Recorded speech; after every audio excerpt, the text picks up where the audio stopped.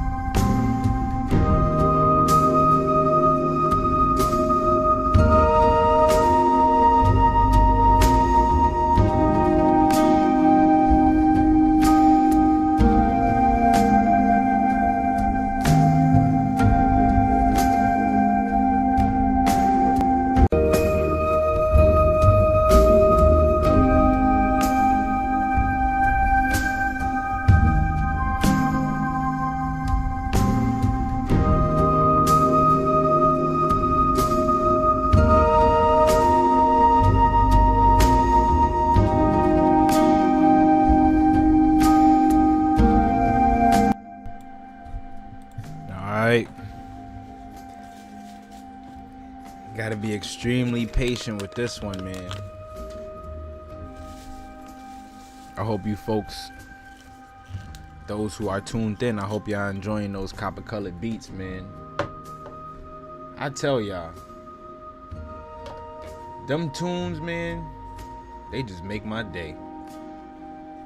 I just be chilling, listening to some good old copper color manifestations, reading these books, doing this historical research,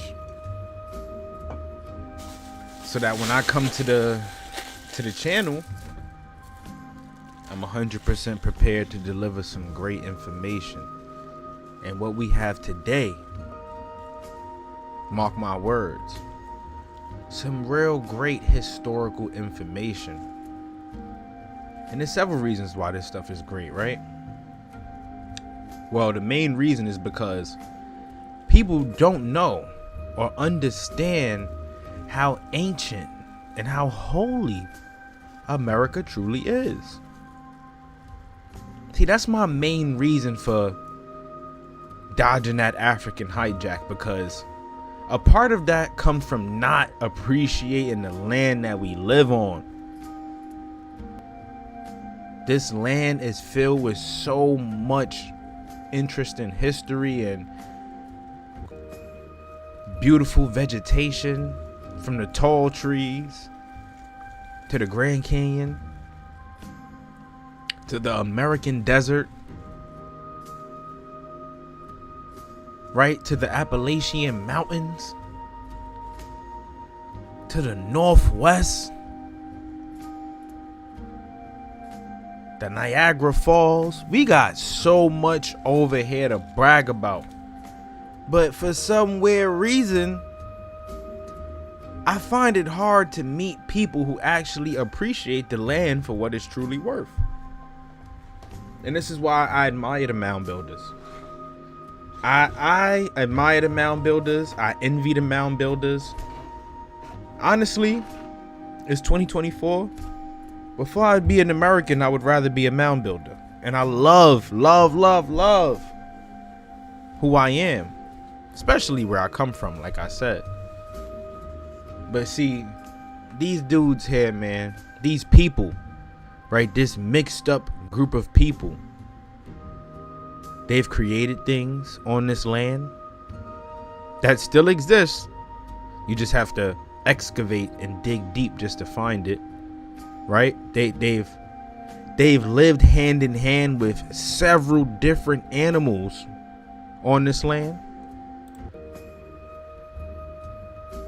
One of the most interesting ones to me is the Mastodon, right? They've planted several different crops, right? They was out here smoking tree before a tree could be smoked. You know what I mean? They've dealt and planted several different fruits. They've ate many different foods. Like I said, America is a melting pot of mixing groups of people. And if you've been following my channel, we just covered the Tartars in America, the history of the Inca, tribes of the Tartary, tribes of Tartary here in America, right in the North America, South America, and Central. They got them in Mexico. They found them in Tolomeco, Florida, Natchez, Louisiana, Peru, and there's many different similarities between these ancient Incas and the tribes of Tartary, and even with the Mongols. Check out the video, man. Yeah, I wouldn't want to miss that one, because a part of that plays a huge role into this mound builder stuff. Because what they say in the book is that these Incas, they were builders, right? Allegedly, there was no buildings or castles or monuments, pyramids, anything like that, other than the pyramids in the valley, right? Halito family, what it do? Chicken stew. But yeah, they said that it was no pyramids. I mean, it was pyramids, but they were little to no buildings, right, in South America prior to the arrival of the Inca. So basically, when the Inca came, that's when you had the foundation of these many beautiful temples. Many different beautiful temples. I got a picture of one in my phone. I should have brought it up to the live stream, but it's a temple in Florida, Ptolemaco. And they label it a mosque. They called it a mosque. This is a mosque in the 1400s. Right? Many different interesting stuff, man. That's why I say, man, I envy these mound builders. So what they had going on was different. But I want to talk a little bit about these mastodons, right? See, for me, what makes this stuff all the more interesting is because in school, we don't learn about the mastodon, right? We learn about the African elephant and the woolly mammoth, you know, that existed around the time of the Ice Age. But you see, people don't remember, right? People don't know. I wouldn't say remember, they don't know that the peoples who inhabited America or who traveled into America traveled with these animals alongside them. One specifically, like, we could take it back to it. I could show y'all. Before I even show y'all this one is for all my New Yorkers. But right, yeah, when the Mongols and the Tartars came to the Americas, they brought elephants with them. And not only that, there were already remains of mastodons here in America. Already.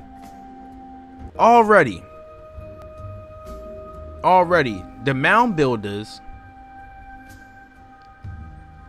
could have some ties to the tribes of Tartary. They could have some ties, right? Just like how they could have some ties to the Maya people, the people who looked up to the Maya god from Egypt, right? But we all know that America is home. All of that stuff comes here from America. So we could talk about this stuff all day, the correlations, the different groups of peoples, man. Check out the first 2 videos I did on the Mound Builder series, man. We speak about it in the book. They give us all the facts that we need to hear. And then I also talk about several other different books in some of my other videos that actually tie a lot of this stuff together. But make sure you check out this one, man. The one on the Tartars, man. Check that one out. And the Incas, because that's some fire. But yeah, moving forward. Now, for my New Yorkers, man, I want people to understand. Like I said, we be so busy living a fast life. You know, we don't get time to take that. We don't get a chance to take time and embrace the land that we live on. I took a ride up to Scarsdale not too long ago. Scarsdale, New York. And what I've seen is so far different from what you see here in the city. I mean, it practically looks like mounds, earthworks in the dirt. And what we know about the mounds is that these burial grounds consisted of a lot of these mastodon bones. So here they mention the Hyde Park Mastodon. And this is to 13,000 years later, right? This is the Hyde Park Mastodon. And what it says, right? 20 years ago this month, staff and volunteers from the Paleontological Research Institution were engaged in one of the most exciting and consequential scientific events most of us had ever experienced. Excavating the skeletons of an American mastodon, a Mammut americanum, from a pond in the village of Hyde Park in the Hudson River Valley of New York. They excavated mastodon bones, Hyde Park Valley, New York. Right here in New York. Just chilling right under our noses, right? These group of archaeologists, right, when excavated the land, and then look, the bones, obviously it just goes to the museum. They bring it right back to the museum, you know. But they found the upper and lower forelimb bones, let's see, right? It says, I received a call from Larry in the fall of 1999, right in the middle of another Mastodon excavation. John Chimmet, an instructor in Cornell's Department of Earth and Atmospheric Sciences, was engaged in excavating a site in Chemung County, New York, about 40 miles from Ithaca, between Elmira and Watkins Glen. This site was producing a puzzling mix of bones that turned out to be from both mastodon and mammoth. Two different animals, right? So, just to debunk your history teacher, when they tell you that, you know, the woolly mammoth or the African elephant, like, you know, that their origins are in Canada or from Alaska or from Siberia or from Africa, we have to understand mastodons, right? The mastodons were here in America. They were here in America, right? Chilling, cooling, with the many different copper-colored peoples, you know, here in America. Chilling, making babies, fighting, getting hunted, you know, stuff like that. Things that you wouldn't even see in America today. That's why I say we got to learn to appreciate the history, because see, you go to Africa or you go to Asia and you could wander around and see these animals roaming in their habitats, right? Lions, elephants, right? Roaming in their habitats. But when you come to America, there's not one place, at least to my knowledge, where you can find a mastodon, right? The straight up disrespect that our people, or I won't say our people, that American history has dealt to these mastodons is crazy, bro. It's crazy. You know, they disrespect them the same way they disrespected us. And the mastodon is a part of our history, right? It's a part of our history. But yeah, Hyde Park, New York, they excavated this mastodon, these mastodon bones, right? Look how gigantic they are, right? And they brought them back to the museum, all in this one spot.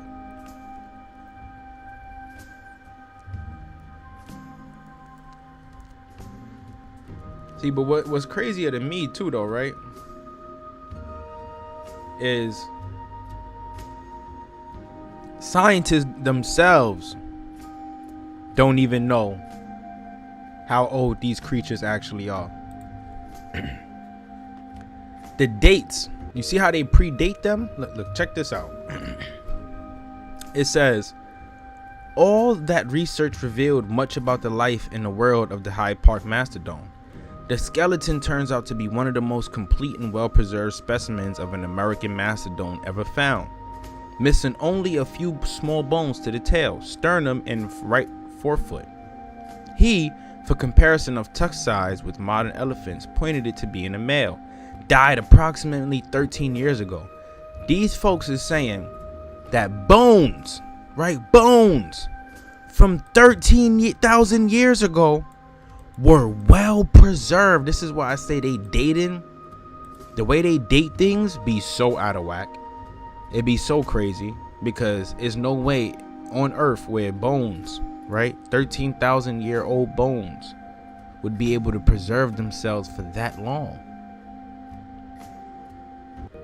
At least to my knowledge. Like, if somebody know otherwise, please drop in the comments and prove me different. They dating be crazy. These mastodons, they existed way after 13,000 years ago.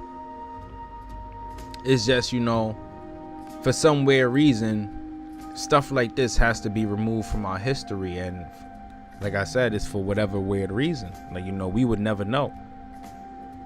You know, but look, it died approximately 13,000 years ago, probably in the spring or summer of his 36th year.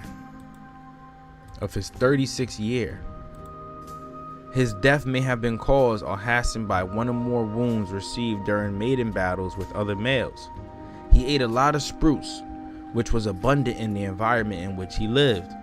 The environment was cooler than at present in the mid-Hudson Valley, more like northern Quebec today.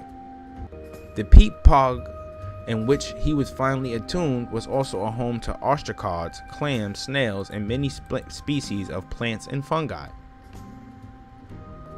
The Hyde Park Mastodon was a huge accomplishment for PRI in science, education, and as a permanent exhibit.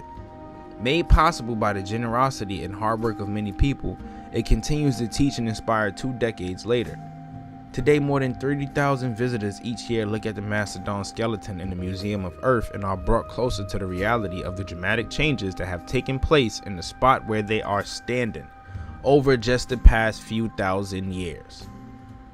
New York once roamed by herds of elephants, which became extinct abruptly around 10,000 years ago, at the time of changing climate and growing human impact.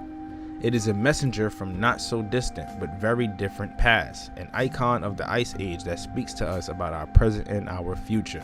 Cap that. Because they were already here. And they were all in all parts of the Americas. All parts. Right? Has nothing to do with them existing during the Ice Age. They existed before and after. Straight up.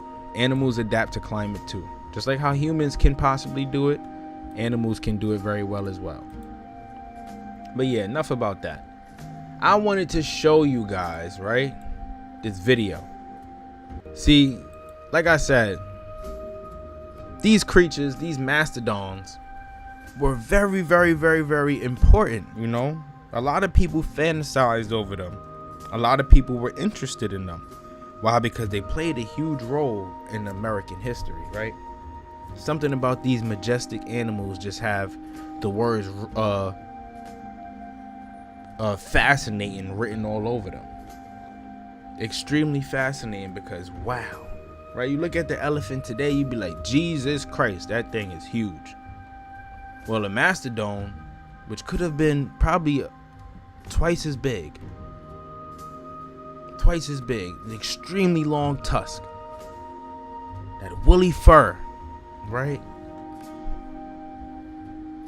We have presidents who jacked off in the bathroom to the thoughts of mastodons, these weirdos.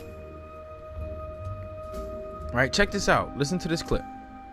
You know about the U.S. president who was absolutely obsessed with the American mastodon? That was Thomas Jefferson. Thomas Jefferson was just obsessed with prehistoric creatures in general. He had a lot of fossils in his own little personal collection. In fact, he's the one who described the giant ground sloth known as Megalonyx. That's why its species name is Jeffersoni. That's just crazy. That's just crazy. But what's really important is that he didn't actually think that they were extinct. Him and many others at the time did not believe that a species could simply just disappear. So what he believed... Ha! Look, right there.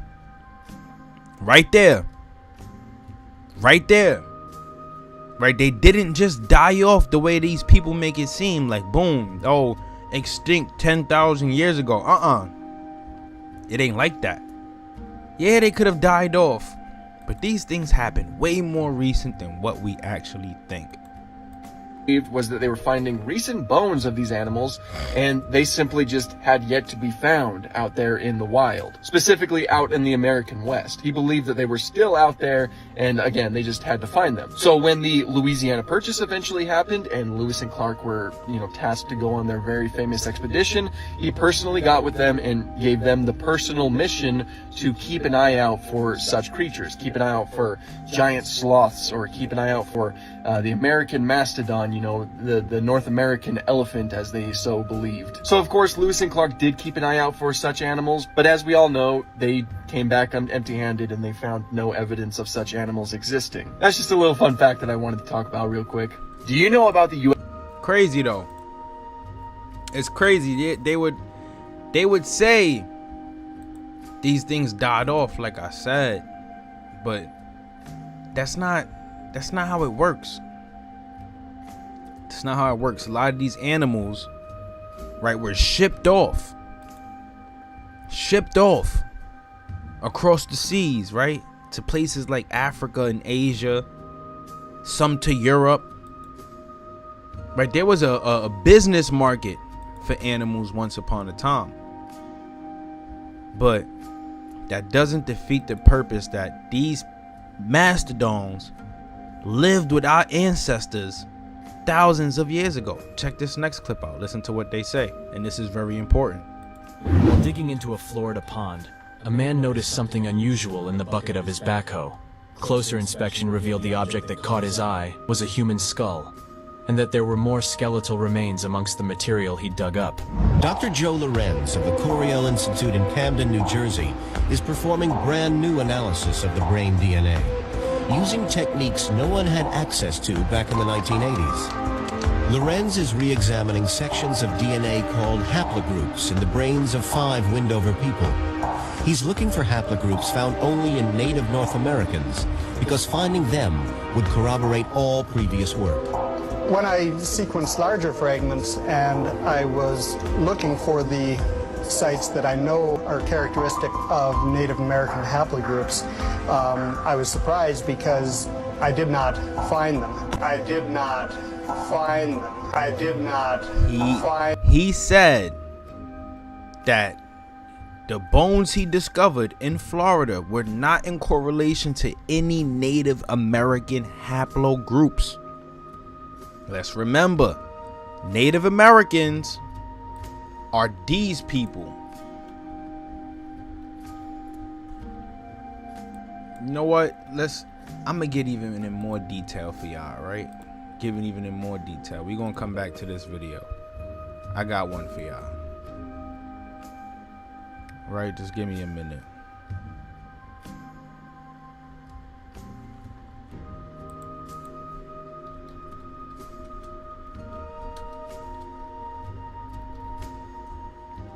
Look at these lovers, right? And shout out to them, man. Shout out to them because, not gonna cap, you know, they're very cultural over there in Siberia, right? Siberia, these people being the descendants of the Mongols and the Tartars, right? I'm gonna have another one dropping real soon to explain to you guys how those people were of many different skin complexions, many different. But most of them look like this and dress like this. Right now we know these Native Americans are closely related to these Mongols, these Siberians, shall I say, and their beautiful culture. Just look at the way they dress. Right, this is the Native American haplogroup that the brother is referring to. And he's saying that the folks who were here in America, they couldn't find no links to any Native Americans. I was surprised because I did not find them. I did not find them. I did not find them. We know the truth now here. In 1982, a backhoe operator found a human skull that was 7,000 years old. But check this out. The DNA in these skulls did not match Native American DNA. And also, it had a low volume of European DNA. These bones are 2,000 years older than the Egyptian pyramids, buried elaborately. So if these are not Native American bones and European bones, we know what kind of people they were. Indigenous, melanated Americans. We know the truth now. Shout out, we know the truth now. Shout out to Bro God, man. He just dropped a bomb. If they ain't Native Americans, right? And they not European, right? Which would be, right, Asiatic, even though we have Asiatic Negroid peoples and Caucasoid, then who would they be? They would be Negroids, right? Right, these Mastodons was out here chilling with the homies while they was smoking the peace pipe. As a matter of fact, they'd smoke the peace pipe, then go run down on the Mastodons. Like, here, come here. We got one. We got one, but yeah, man. This is even more important because, like I said, America is a melting pot. These are the people, right, that we see today that are Native Americans. These are the people, I promise y'all. These are their mother cultures. Right? These are their mother cultures. These ain't the mound builders. These ain't our copper colored brothers and sisters. It's crazy though, because the Inca,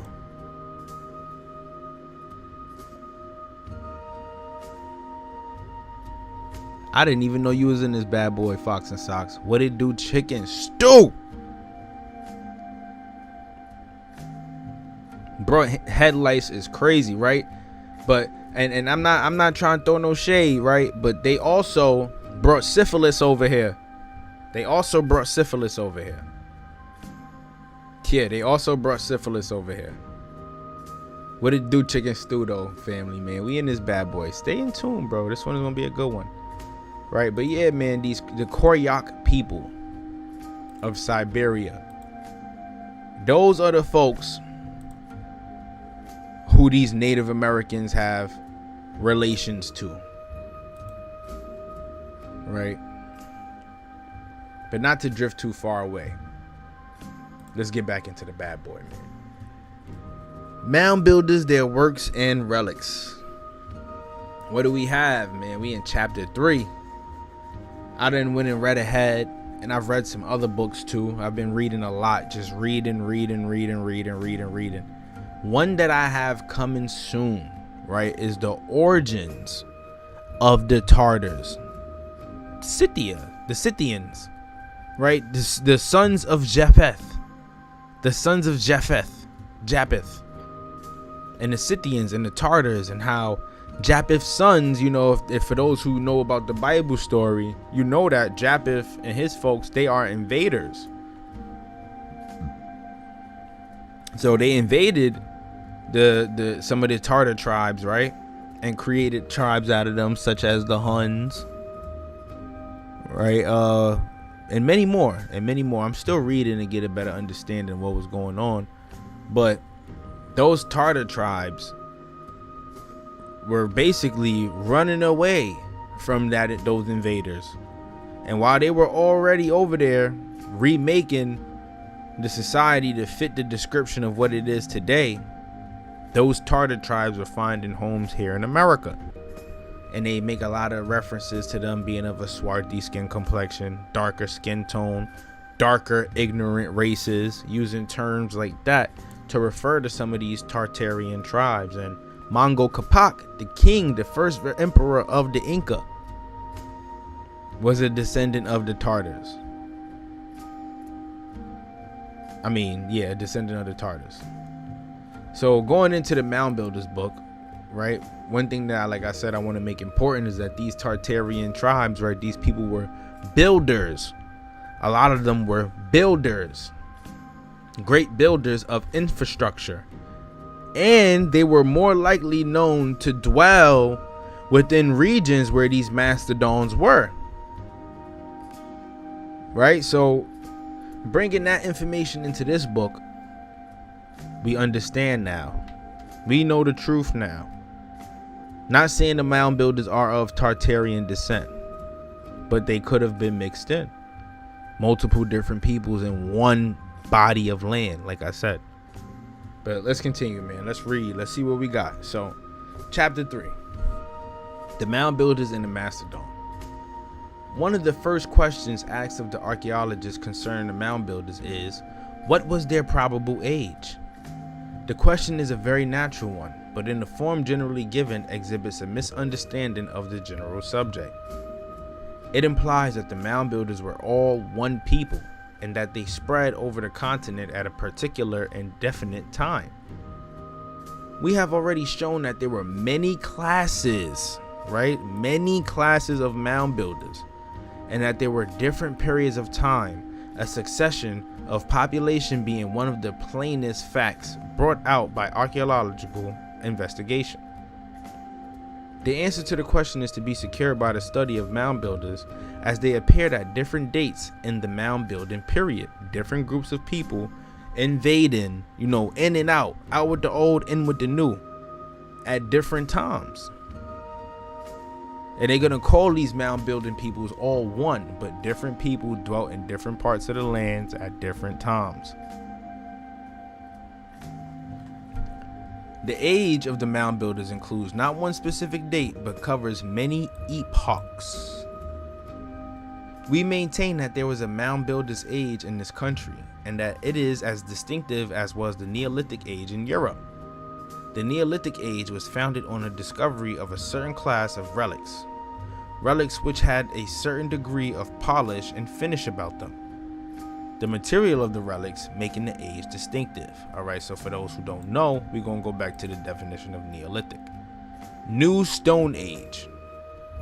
Characterized by stone tools shaped by polishing or grinding.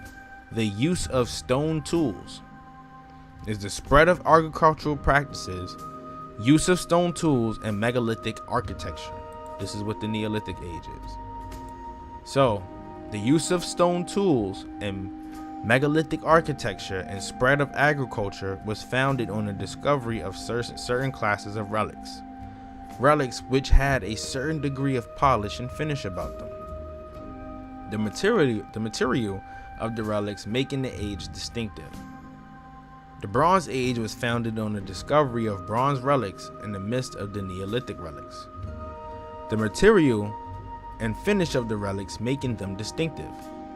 So the mound builders age is based on the prevalence of the earth heaps with certain within them relics of a prehistoric race. The character of the relics as well as the material of which they were composed makes the mound builders age distinctive. Number 1. As to naming these periods, there is some uncertainty, but the following facts may help us to appreciate it. In Europe, the Paleolithic age continued after the close of the glacial period. It began with the gravel beds and embraced all the relics found in those beds. Extending through the period of the cave dwelling embarked nearly all the cave contents. And mind y'all, right?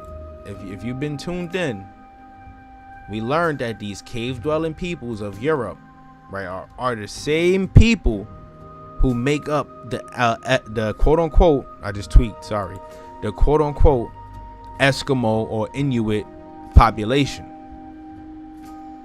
So these cave dwelling people from Europe, that's who they're referring to, which could also have ties to the Scythians, ancient Scythians and Huns and stuff like that. Could have many ties to them. But like I said, let's keep in mind, these people are connected to the Eskimos of today, the Inuit of today, right? The Native Americans of today, cave dwellers, cavemen. Let's make it clear. It is divided into various epochs, which are named differently. The English named them the animals associated with the relics, into the epochs of the cave bear, mammoth, and reindeer. Right? Reindeers being closely associated with Mongols. Telling y'all that right now. With Mongols. Right? Siberia, reindeer, and places where it's snowy. The French named them after the caves in which they were found, making the name of the cave descriptive of the relics. The Chilean relics are more easily distinguished than others, and are recognized by some as belonging to a distinct period, when the mammoth, rhinoceros, and cave bear prevailed in Europe. These stand alone and belong to an earlier geological period than the rest of the cave dwellers' relics. A number of objects discovered at Mostier, at Sautre, and at La Medellin mark a second and third period of the Paleolithic age. Paleolithic, like I said, just to understand these two terms. This is the oldest and longest part of the Stone Age, when humans used stone tools for hunting, foraging, and fishing. So Neolithic, New Stone Age, Paleolithic, Old Stone Age. I just like to keep those keep that distinguished for you guys so that we always understand, right, the difference. And yeah, bro, Neanderthals, straight up. In America, the Paleolithic age preceded the Neolithic, as in Europe. It may be divided into three epochs: the pre-glacial, the epoch in which the relics were deposited in lows; the glacial, an epoch in which the relics were deposited in gravel; the Champlain, an epoch in which the relics were deposited upon the summit of hills and above the glacial gravels. So pre-ice age, ice age, and post-ice age. That's how they're breaking up the American Paleolithic age. Where we at? The American archaeologists named them after the character of the gravels in which they are found, as well as the character of the relics. It may be said that the subdivision of the Paleolithic age in America has not been fully established. There seems to be some uncertainty as to the French and English divisions. Naming the periods after the animals is suitable to America, though the animals would be different from those in Europe. In Europe, the cave bear, mastodon, and reindeer made the 3 epochs. In America, the megatherium, found in Brazil, the mastodon, found in the gravel beds and peat bogs, and the buffalo, now almost extinct, mark 3 different epochs. Now this part was extremely important to me because it just made me think, right? What the United States government did to the buffalo here in America to quote unquote make them extinct. Yeah, moose are indigenous to this landmass. Yes, for sure. Yes, definitely. And we could touch bases on that in a few, definitely. But thinking about it, right, the US government basically forced the buffalo to go extinct. It just makes me think, right? So this is what they do to these sacred animals, right? The megatherium, the mastodon. Like Thomas Jefferson thought, right? These things don't just die off. Right? The giant sloth. They don't just die off. Right? Something has to force their extinction. Right? You got to remove something that helps them survive. Right? And it's not like every tribe here in the Americas were out hunting megatheriums, mastodons, and buffalo. Right? It was not like that. Right? They like to live off the land, but the land had to live in order for them to live. Right? That's truth. There's nothing but truth in that. The megatherium, giant sloth. Right? These are some of the animals that Thomas Jefferson was like, nah, like I don't know how y'all saying they're extinct, but I need to know how. How did it happen? Right? When Lewis and Clark went on the expedition, if y'all see them, let me know. Right? And they say that they ain't see them. That's the story, right? That's what they say. But let's continue. In Europe, the Paleolithic age was contained within the Quaternary period and came to an end before the beginning of the present geological period. It was followed by the Neolithic age. The characteristics of this age was that polished stone relics such as hatchets, celts, and finely chipped arrows, spearheads, and a fine class of pottery abound. Another characteristic was that mounds were common. Shell heaps marked its beginning, chambered mounds its end. The Bronze Age followed the Stone Age. This began with the lake dwellings and continued through the time of the rude stone monuments and up to the historic age. Bronze was the material which characterized the age, a material which was not made in Europe, but was brought from Asia and was recast. No less than 57 foundries of bronze have been discovered in France, and a large number in Italy. One at Bologna, having no less than 14,000 pieces broken and ready for casting. The hatchets were cast in molds, with wings for holding the handle, and many of them with sockets and eyes by which they could be lashed to the handle. The Neolithic age in America began with the close of the Paleolithic and ended with the historic period. This is so fire, right? Because this is the stuff that I'm talking about. People don't know, right? History Channel don't talk about this. They don't talk about how beautiful the Neolithic age and the Paleolithic age was here in America. How stone tools, how people use stone tools here in America to help them get by, to farm, to grow crops, you know, to live.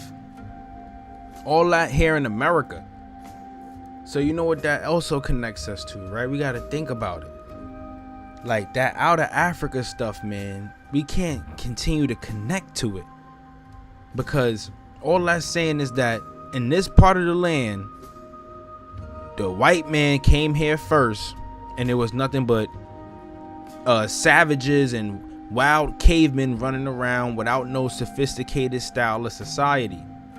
When in all reality, the same way they was over there getting things together in they land, we was over here cooking with hot grease, building, right? Using stone tools, figuring it out, making a living. Civilization here in America. And the fact that they don't talk about it, I feel like that's the biggest disconnect in history till this day. The biggest disconnect.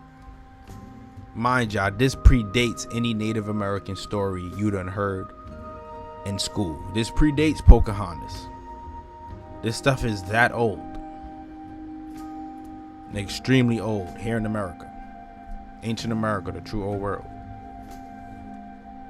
Look, nearly all the relics found in the Mississippi Valley, such as arrowheads, spearheads, knives, polished stone, axes, celts, carved stone pipes, and many specimens of pottery, the shell gorgets, and the drinking vessels, the pieces of copper, ornamented and unornamented, the mica plates, many of the bone implements, the needles, awls, silver ornaments, and the few specimens of gold and metallic iron belonged to the Mound Builders. Look at all of these commodities that belong to the Mound Builders. Yep, gold, right? Who were the keepers of the gold? That's the Tartars, man. The Tartars. Check out the clips, man. Check out the last live stream we did. Not the last one, but the last one. The keepers of the gold. Those who traveled with the gold. Right? So you saying that it's gold here in the Mississippi Valley? Or so you saying the Tartars was in the Mississippi Valley? Right? They was in here trading and doing business for all of these different commodities, because that's what these people was doing. That's why you have so many different commodities here in America or in the Mississippi Valley, right? People are getting these things from other places and just doing business, right? And the Moors is the merchants, the black folks is the merchants, y'all. We the ones selling all this stuff to the folks, right? Understand that. Keepers of the gold. Neolithic relics are found in the mounds, though some of them of the ruder class are found in the fire beds and shelter caves. Specimens of the Neolithic age are picked up indiscriminately upon the surface. The Aborigines of America were in this age. The Aborigines of America were in this age. Yes, sir. So this ain't no Tartars. This ain't no Mongol. This ain't a cave-dwelling European. The Aborigines of America are the copper-colored peoples.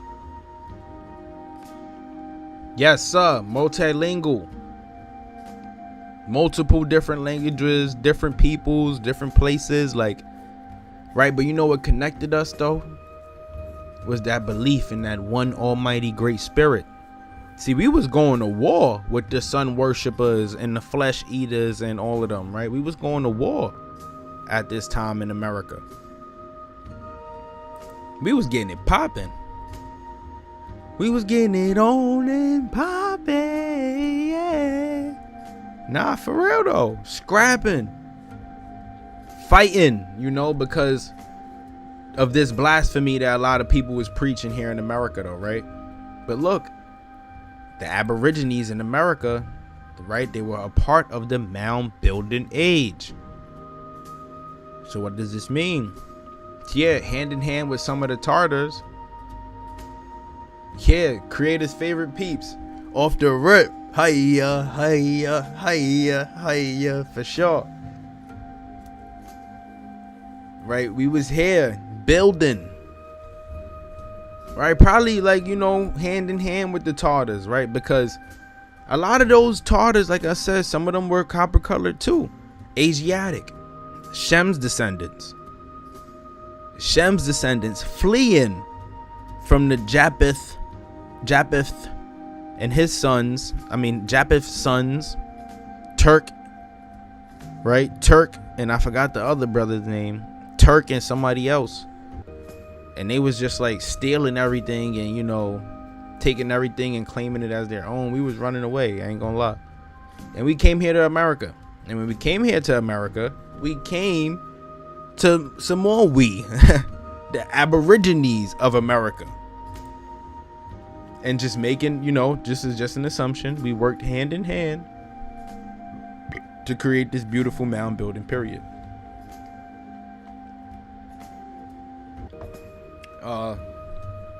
They say that also the cliff dwellings and pueblos must also be assigned to this age. So you got to assign the cavemen too. You got to put the cavemen or the people that was up on the cliffs in this group, right? They constitute a second division, the mound builders being assigned to the first. The relics of the cliff dwellers are not much in advance of the mound builders, but their houses show an advanced stage of architecture. A third division of the Neolithic age may be recognized among the civilized races of Mexico and Central America. Some more Tartars, right? Some more Tartars, look, right? Let's just bring it back. Peru, Mexico, Bogota, Natchez, and Tolamaco. Conquest of the Mongols, the Tartars. Let's bring it back. Though these are by some archaeologists ascribed to the Bronze Age, it appears that the division of the Neolithic age in America corresponds to that in Europe. The mound builders, cliff dwellers, and civilized races constitute the three parts of that age, as the barrows, the lake dwellings, and the rude stone monuments did in Europe. It may be that two preceding periods should be assigned to the caves and fire beds, which corresponded to the caves and kitchen middens. 2. The part which the mound builders performed in connection with the Neolithic age. The mound builders in a technical sense are to be confined to the Mississippi Valley. There are, to be sure, many mounds and earthworks on the northwest coast, others in Utah, right? Mounds in Utah, the biblical Utah, and others still scattered among the civilized races in Mexico, right? In Mexico. But the mound builders as such were the inhabitants of this valley. So you had mound builders coming through Mexico all the way through Utah and even in the Mississippi Valley. Now this could have been through trade, groups of people's trading with one another's, traveling and trading, or this could all just be one great extent of land that just belonged to all of these different people at different times, of course, like they said. Right, even still, Utah, California, New Mexico, places like that, you could have considered that Mexico at one point in time. So it's obvious to say that mad different peoples, cave dwellers sound like they were cowards. I'm crying. Probably hiding out in the caves and stuff like that. Probably, but they were scrapping too, though. They were scrapping too. As we go through this book, we're gonna see mad different stories that I'm talking about it though, but mound builder relics, Utah, Mexico, the Mississippi Valley, spread all over. spread all over. People's traveling, congregating, right? Going to one place, leaving some things behind, and then traveling to another. Or maybe people that's just jumping from house to house to house to house, right? Nomads, mad different stuff like that. But all here in America, though. All here in America. Check this, right? Look what it say. But the mound builders were, we shall see the extent of their territory if we take the mounds of the Red River Valley as one stream and follow the line across the different districts until we reach the mounds of Florida. Where is the Red River Valley?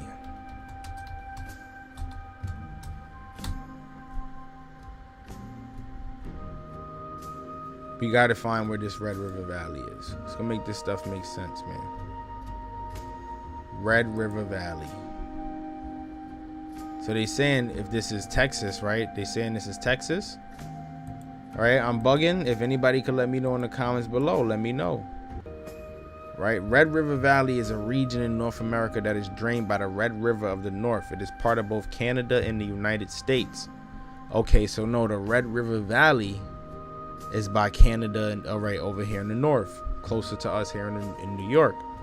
So they saying the mound builder territory, they saying if we take the Red River Valley as one stream and follow the line across the different districts until we reach the mounds of Florida. This is the length of their territory, north and south. Deep. That's going through the Appalachian Mountains, right? Through the southwest United States, the southeast United States and the northeast United States, cutting straight down the middle, all the way until you get to Mexico.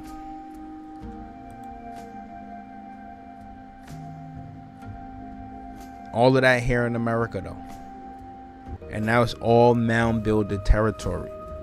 But like they said, mound builders had different epochs, different peoples dwelling at different times. But the extent of this beautiful region went from north to south. Let's remember, though, what is of mound building creation? We got Cahokia. Cahokia belongs to the mound builders. This is Illinois. So they saying mounds like this, and even mounds like these, like we covered.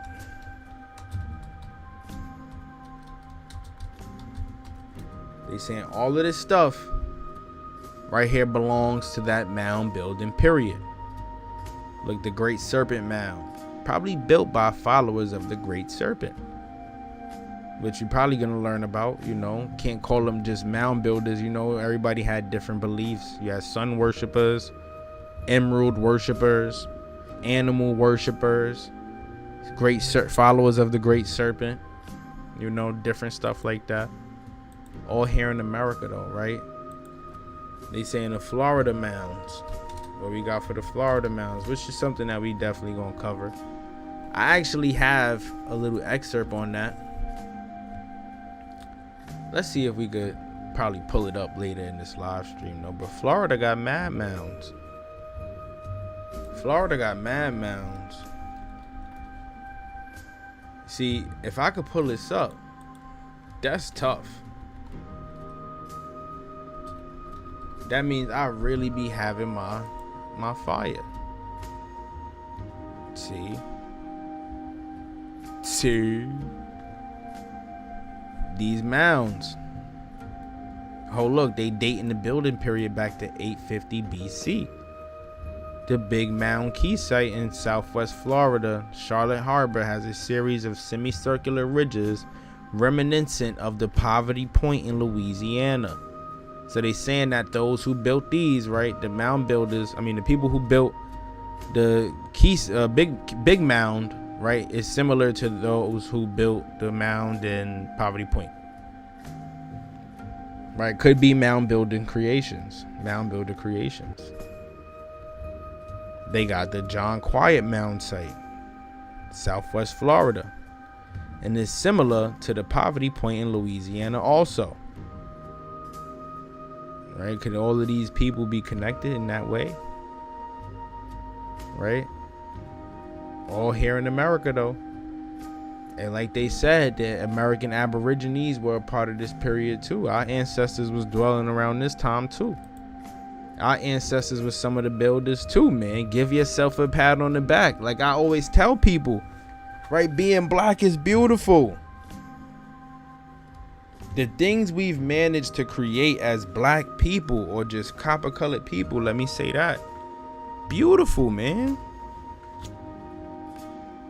Beautiful. The architecture. You could do nothing but be amazed.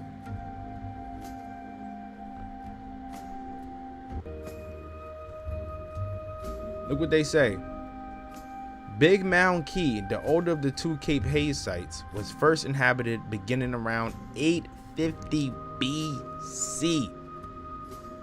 The Poverty Point site in Louisiana dates from 1800 BC to 500 BC, placing Big Mound Key towards the end of that site's habitation period. Look how old this stuff is. We talking before Christ. So this is around the time of those tribes dwelling over there out in the east. This is of that time. It all connects. The Tartars, the mound builders, it all connects. It's alright, sis, you here, so we lit. We just getting into it anyway. But yeah, man, what they said, the mound building territory stretched from Red River Valley in the north, basically to the mounds of Florida. And what we see here is that even with the mounds in Poverty Point, they have similarities to the mounds in Florida. Right, from Louisiana to Florida. Granted, we gotta understand, Florida was way bigger than what we know of it is today. They even had a longer shoreline, right? The waters were much, I don't know how to express it, but they had more land to cover. Florida had more land to cover, which means most likely more people dwelt in Florida at that time. And even when we look at the maps of the indigenous peoples, we see that Florida was inhabited by several different peoples. Right? Several different people. So it makes sense. These people who dwelt in Florida could have also lived in Louisiana. Right, descendants of the Choctaw and not descendants, ancestors of the quote unquote the Choctaw Creeks and all of them, the true American Aborigines. Right, but let's continue. The breadth could be indicated by the Allegheny Mountains upon the east and the footholds of the Rocky Mountains upon the west. For all of this range of territory, that's all the mound builder territory, that is stupid huge, y'all. Think about it. Stupid huge, right? Within this territory, we have the copper mines of Lake Superior, the salt mines of Illinois and Kentucky, the garden beds of Michigan, the pipestone quarries of Minnesota, the extensive potteries of Missouri, the stone graves of Illinois, the workshops, the stone cairns, the stone walls, the ancient roadways in the old walled towns of Georgia, the hut rings of Arkansas, the shelter caves of Tennessee and Ohio, the Minka mines in South Carolina, the quarries in Flint Ridge, Ohio, the ancient hearths at Ohio, the stone beds, the Abalasta caves in Indiana, the shell heaps of Florida, oil wells and ancient mines, and the rock inscriptions, which are all scattered over the territory everywhere, all belonging to the mound builders. Now these rock inscriptions though in Ohio, look at this.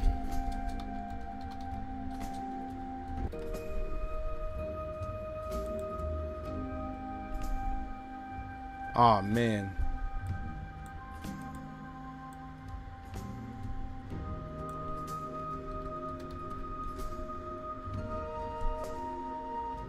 It's a rock in Ohio. that just has many mad different horses with, inscribed on it. And it kind of looked like Roman chariots. Swear to God.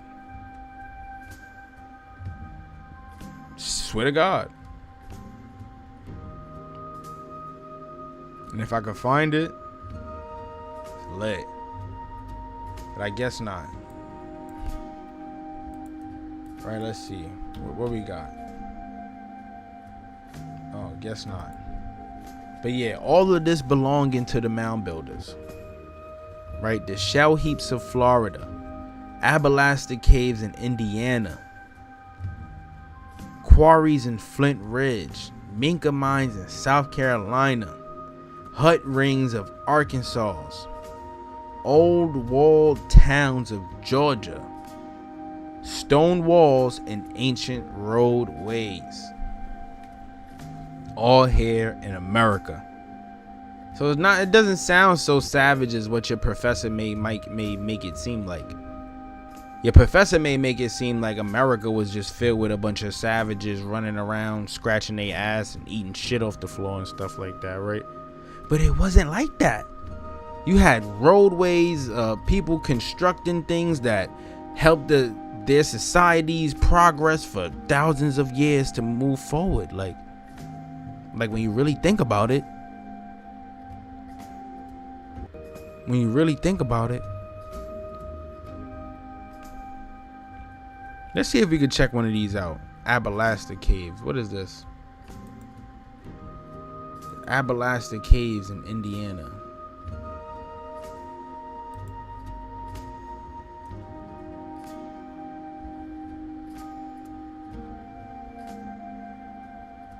Stuff like that. All belonging to the Mound Builders. Right, what else we got? We ascribe all of these to the Mound Builders and conclude that they worked by this people.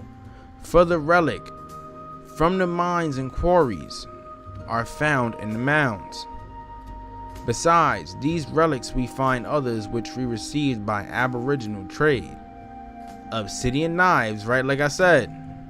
Others which were received by aboriginal trade. They was out here trading, hustling and bustling. The merchants, the black folks, the folks who wanted to get money. That was the get money hustlers right there. Right, that was paid in full. That was the black folks. Trading the obsidian, the knives, the arrowheads, trading what else? Stone tips and stone tools and stuff like that. The term for it is called cultural diffusion. And we can also look at it as quid pro quo. This for that. I give you this, you give me that. And we both move forward. We both move forward. Not too different from the history they tell us in school about what was going on over there in Europe and in Asia and in Africa, right? Not too different. It's all the same. It's all the same.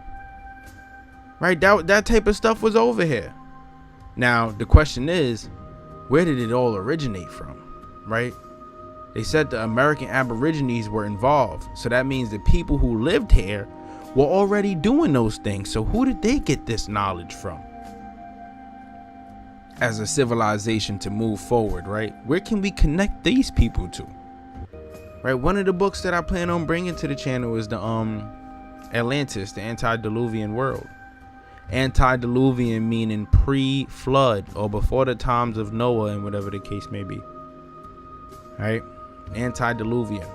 So we're gonna learn a lot about pre-America's America in the world and what we see today, and the history of all of that. For real, we're gonna go deep into it. But yeah, so what else we got? They was out here trading obsidian, arrows and knives from Idaho, jade axes from an unknown source. We wonder who this unknown source was. Carved specimens which seem to have come from Mexico. Could it have come from the Tartars? right? The Mongols who conquest reached that far, right? It went that far, right? Shells and wampum from the Gulf of Mexico. Specimens of art which show connection with the northwest coast and carved pipes which show familiarity with the animals and birds from the central provinces. The mound builders were the chief representatives of the Neolithic age, vying with the cliff dwellers in a grade of civilization, but having a much more varied culture than they. So they lived, they were representatives of the Neolithic age, hand in hand with the cliff dwelling people. So while they was dealing with stone tools and agriculture and building megalithic structures, right? Because remember, that's what Neolithic is. Let me go back to it. That's what Neolithic is, right? Shaping tools, domesticating plants, permanent villages, right? Megalithic architecture, spread of agricultural practices. When they was building stuff, the cliff dwellers was right there, probably hating from the sidelines. Because you living on a cliff, you could build stuff, but a lot of these things that they finding are on mainland, like not on a cliff, so to say. The mounds is not on a cliff, or whatever the case may be. They not in the caves, even though they have caves out here that have relics and inscriptions and all of that stuff inside of them. They were both representatives of that age, though, of that culture here in America, right? The times of where we see the creations of these mounds and temples. Like I said, in the book, in this book that we did, it stated that in South America there were no megalithic structures until the arrival of Manco Capac and the Inca, because they built most of the temples. They were builders. So we got to take that information. If they went as far as Ptolemaico and Natchez, then we know they came here to North America. So we know a part of that could have some type of ties to the mound builders. You cannot exit out, you got to think. You got to just really think. Like, these things spread, societies spread.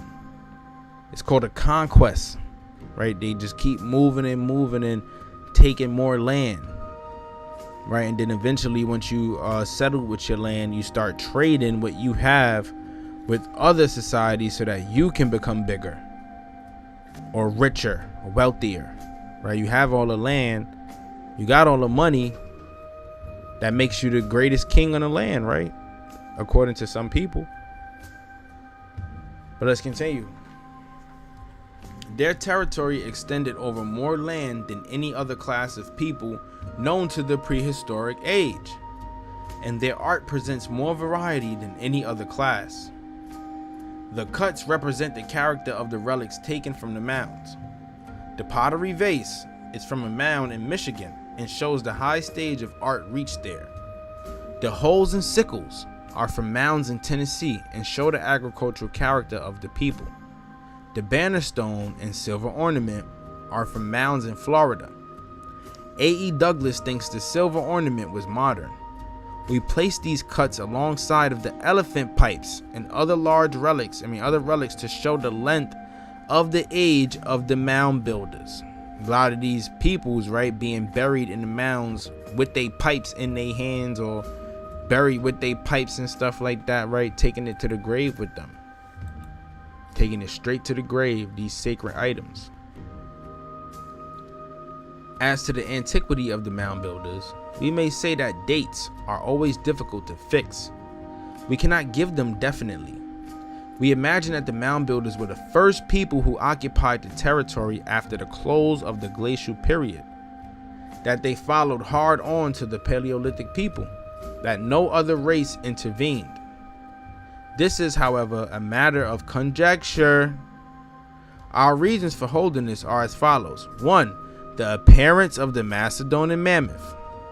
We contend that these animals and the mound builders were contemporaneous, right? For those who don't know the definition, let's pull it up, right? They went hand in hand. They existed at the same time.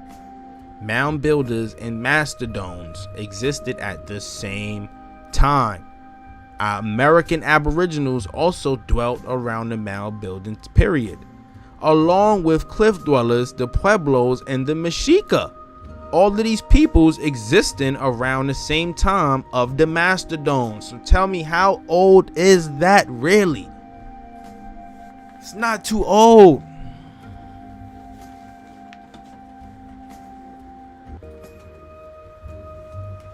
When you think about it, they say, right, and y'all could correct me if I'm wrong.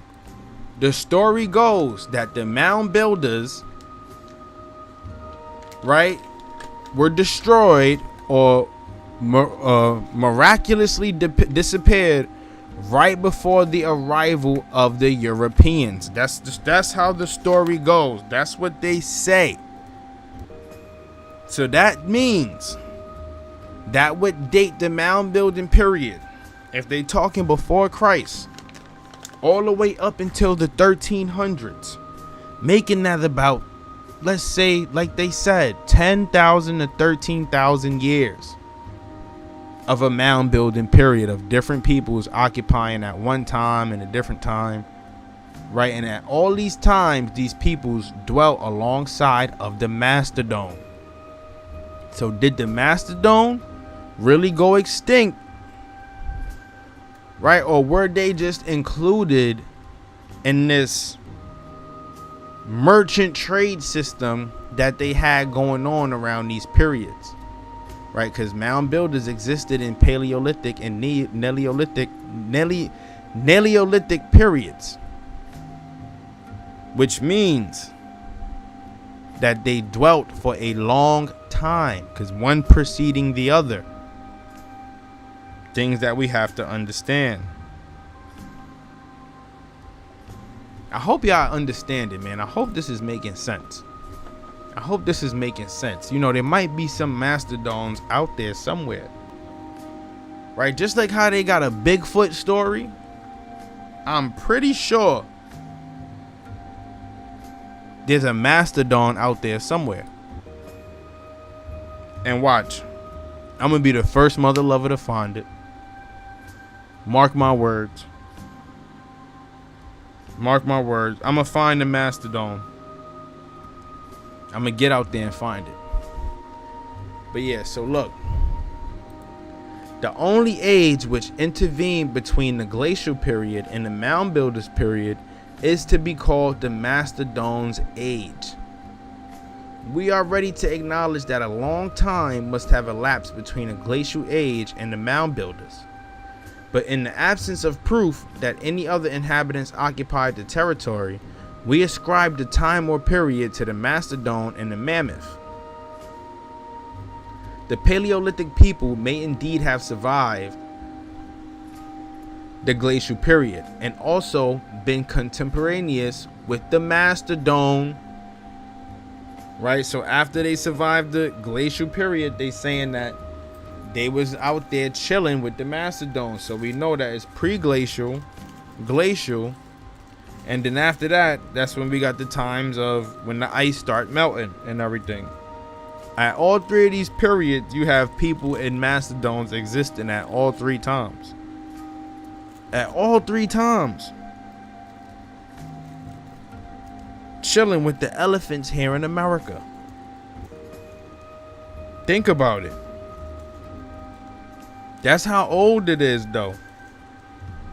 That's how old, and they dwelt with each other at various different points in time. And even crazier, right? We learned when we talking about the Tartars, they say they brought elephants with them as well, right? Woolly mammoths, most likely.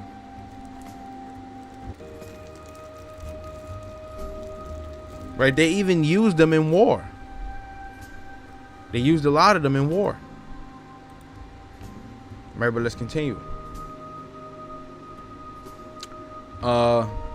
The real age of the mammoth and mastodon covering the whole of the Paleolithic age and overlapping the mound builders, the first being the age in which the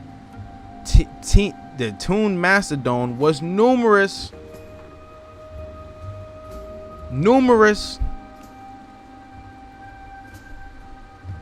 It covered the whole Paleolithic age and it overlapped the mound builders. The mastodon was numerous. Remember, what is Paleolithic? Let's keep remembering. Stone Age. Old Stone Age. So when we were using stone tools, right? They was out here with us. And it even overlapped that period. Right? Which means they existed during the Neolithic period, like they said. Like they said. This is fire. This is fire because like I'm telling y'all, they don't teach us this stuff in school. If you would have knew this is how rich the country was, you would probably want to go on a scavenger hunt with one of them little metal detector thingies, right? Because I know I'm not ever going front. I say it to myself all the time. That's something that I need to do. Because I already know that if I look in the right spot, if you look in the right spot, you're going to find some shit. If it's not already in the museum. Because they still searching.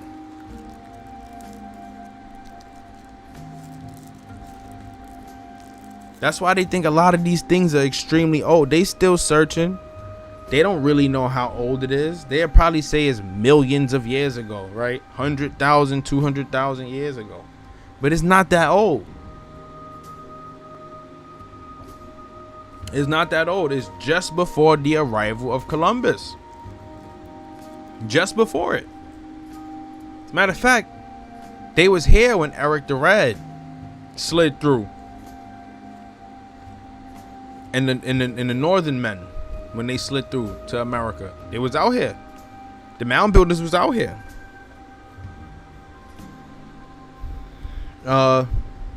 Certain writers have denied this and have argued that so long an interval of time elapsed between the mound builders and the close of the glacial age that the mastodon disappeared altogether.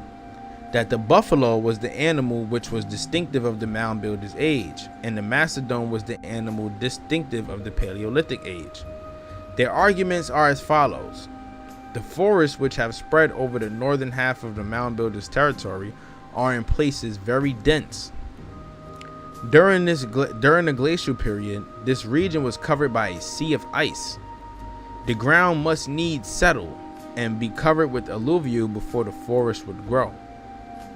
The forest could only gradually appear, the distribution of seeds and the springing up of the saplings being a slow process. Another argument is taken from analogy. In Europe, the period of the gravel beds was supposed to be the same as the glacial period and marked the beginning of the Paleolithic age. There were, however, between the gravel beds and the age of the barrows, 3 or 4 different epochs. The cave dwellers, the people of the kitchen middens, the lake dwellers. The progress have been gradual between the periods. In America, the change was more sudden, for the tokens which are found in our furious gravels are much more advanced than any found in the gravel beds of Europe.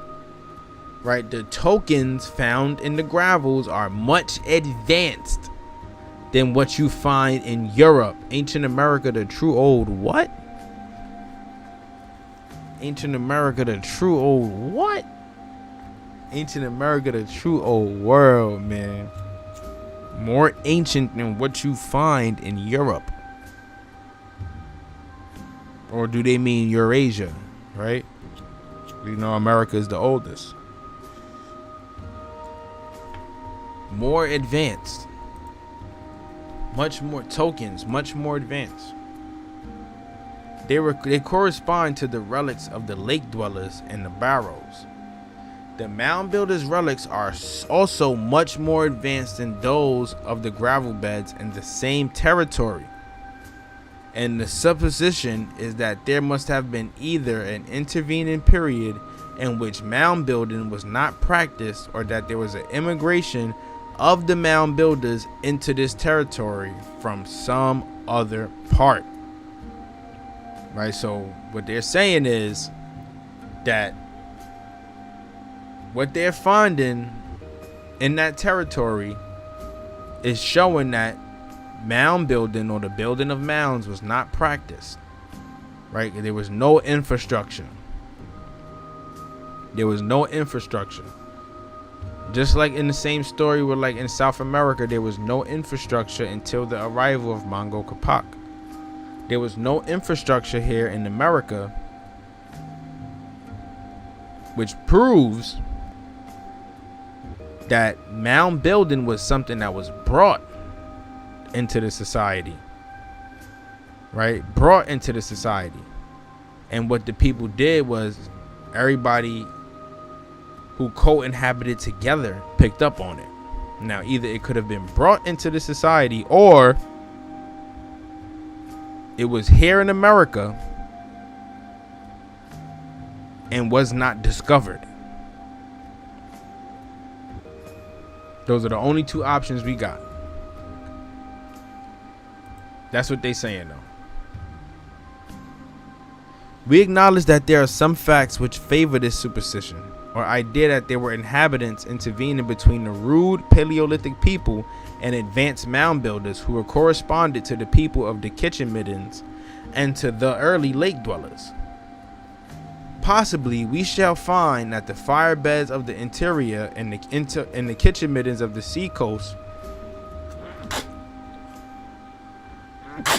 sorry y'all, were deposited during this period, and the divisions of time may be identified by these tokens. We maintain that the close of the glacial period was not so sudden as some imagine. There may have been a littoral class of fishermen of this period. They followed after the ice as it disappeared, leaving their shell heaps on the coast and their fire beds in the interior. People dwelling during the Ice Age. So there's people dwelling here during the Ice Age. Just like how the little movie, didn't make it, made it seem, right? But it was people here dwelling during the Ice Age.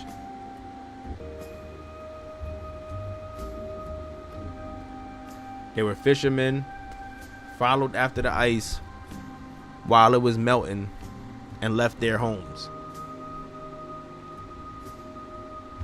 In favor of this, we may mention the fact that the tooth of a polar bear and the bones of an auk, both of which are animals that occupy the Arctic regions and inhabit the ice fields, have been found in a shell heap on the coast of Maine,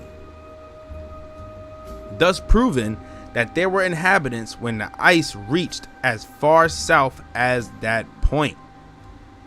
People dwelling here during the Ice Age, like I just said. People dwelling here during the Ice Age.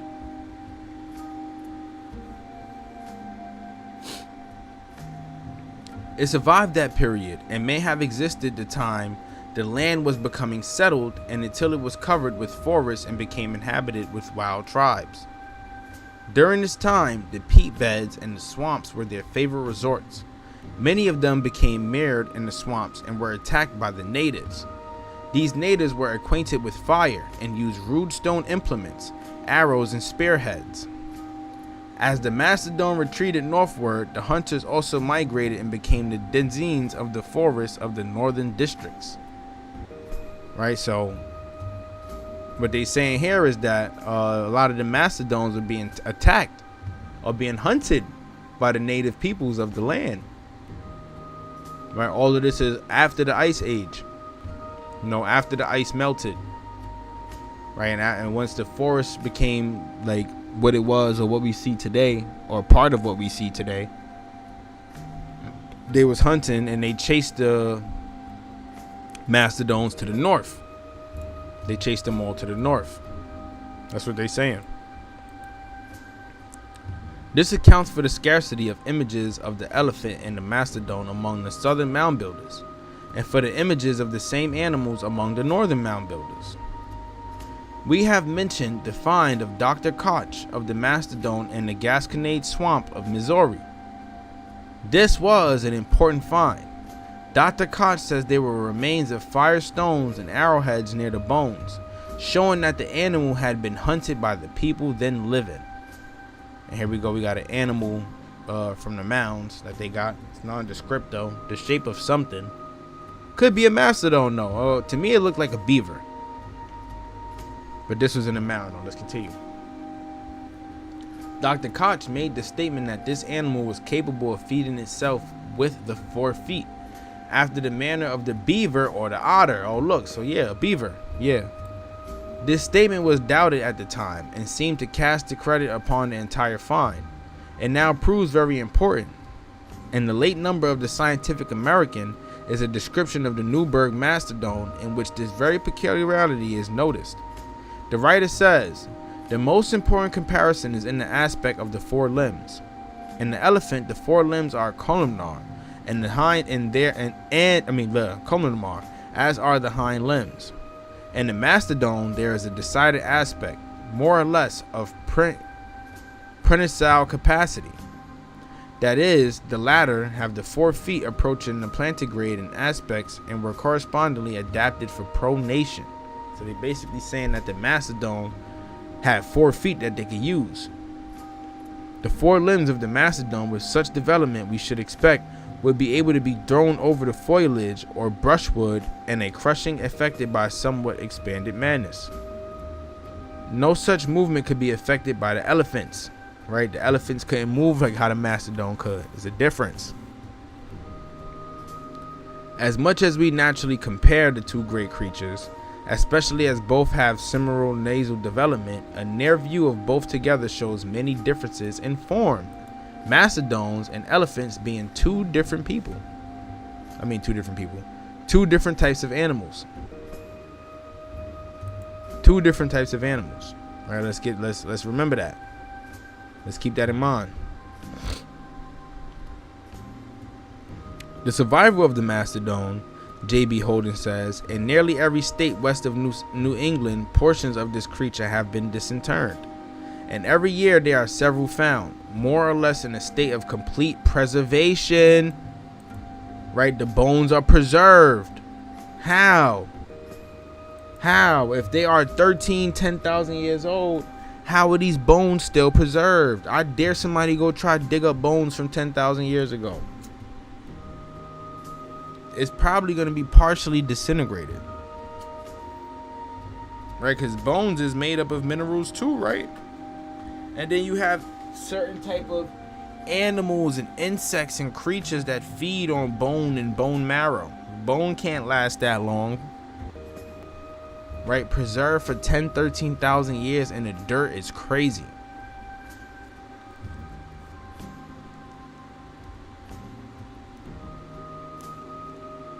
I don't know about y'all, but that's just crazy to me. Y'all can let me know if I'm bugging.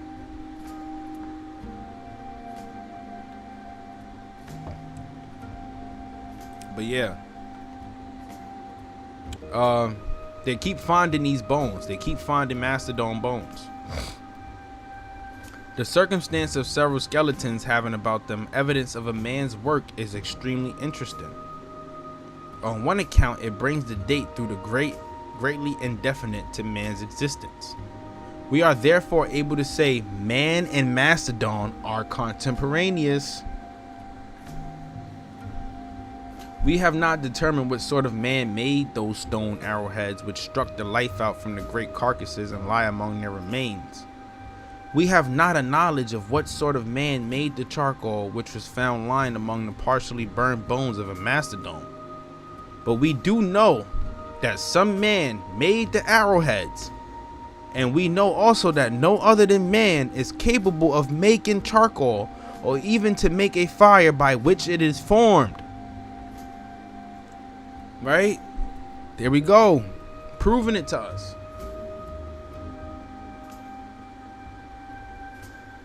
they dwelt amongst one another, man and Mastodon. So if the Mastodon is as old as the Ice Age, and before that, well, guess what? Man here in America dwelt right alongside them. Right alongside them. The Mound Builders. The American Aboriginals. Our ancestors.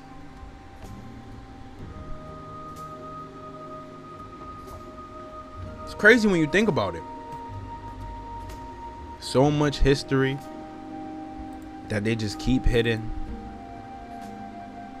that they just don't want us to know. Like, really, like, think about it. What is that?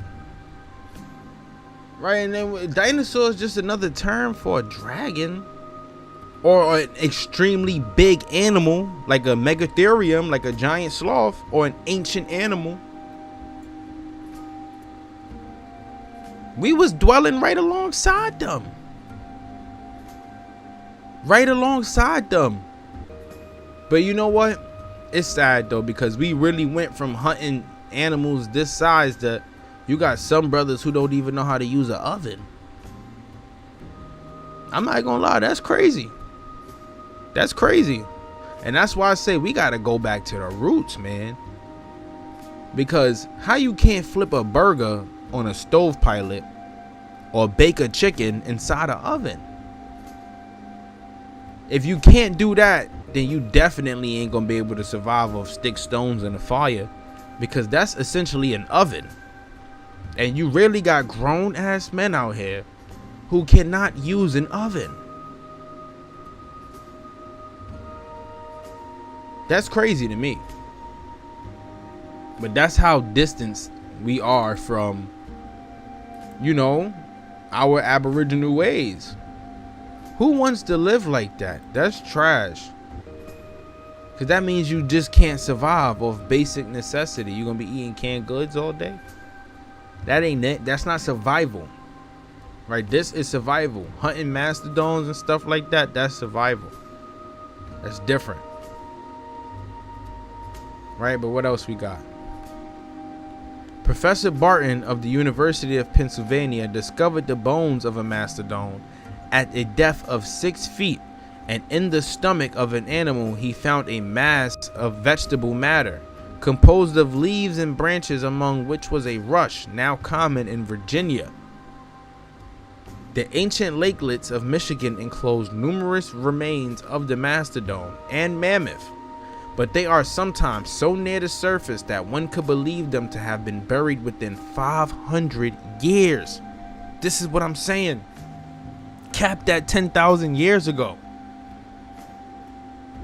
They're near the surface, right? What we know about dirt and layers, right? Over time, right? The dirt, you know, it layers over and over, you know. Things grow over it and stuff like that. 500 layers of dirt. They basically saying that these mastodons was buried when folks and them was slaves out here.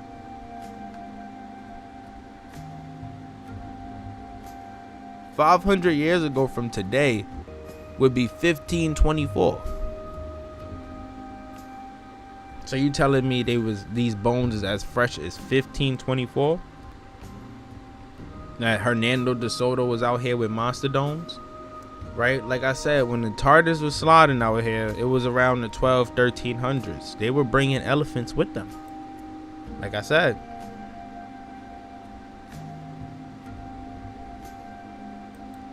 Like I said. Yeah, definitely the greatest people when they first met us. Definitely. Because we were so great that we could tame beasts.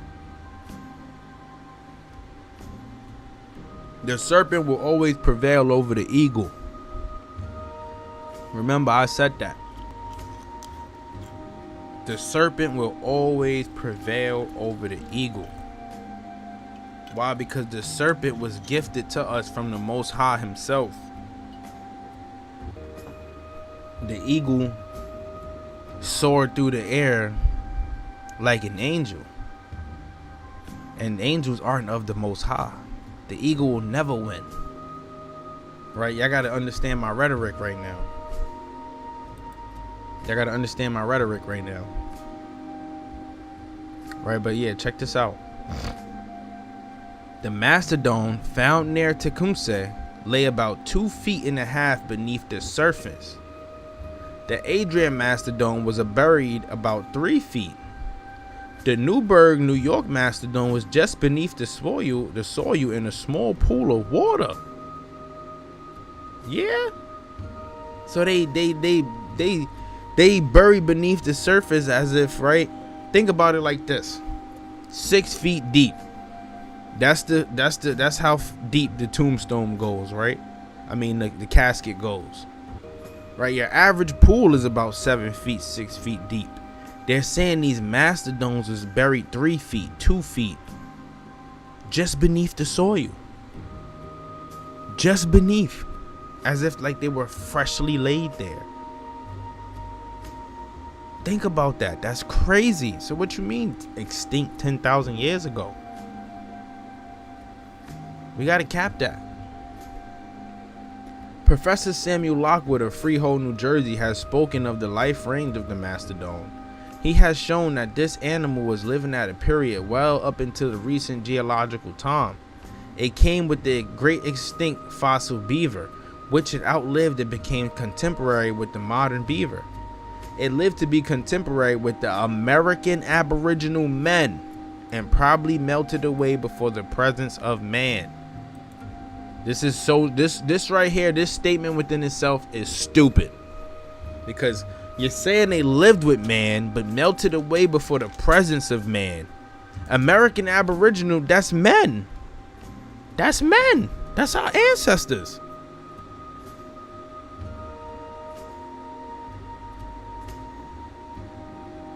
So they was out here with us. Melted away before the presence of man just sounds stupid when you think about it now. It just sounds stupid.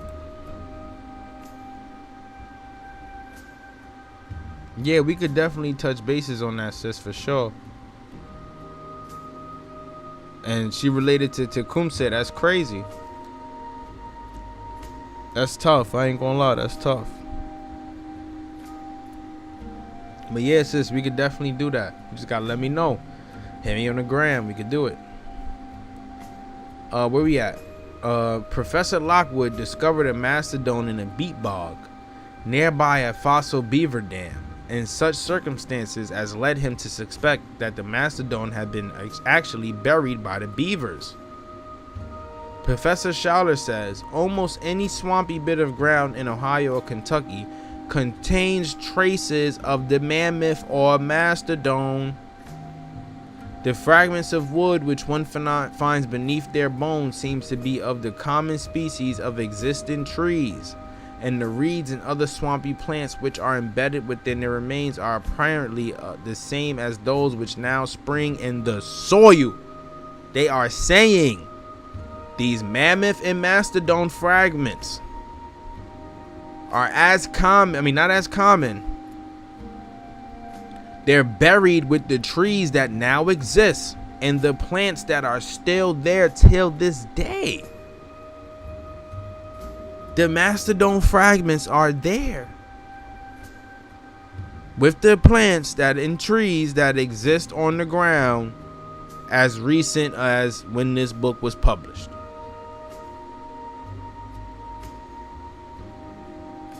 That's crazy. But you telling me they went extinct 10,000 years ago. So then how are they this fresh? Why are they with the trees and plants that still exist?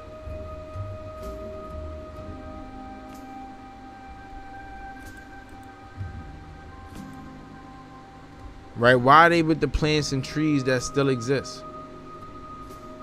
If they expired, when extinct 10,000, 13,000 years ago. Trees, plants and trees, they die and grow too. So don't we think the trees and the plants probably would have changed over the 13,000 years, over time? especially with everything that was going on here in America.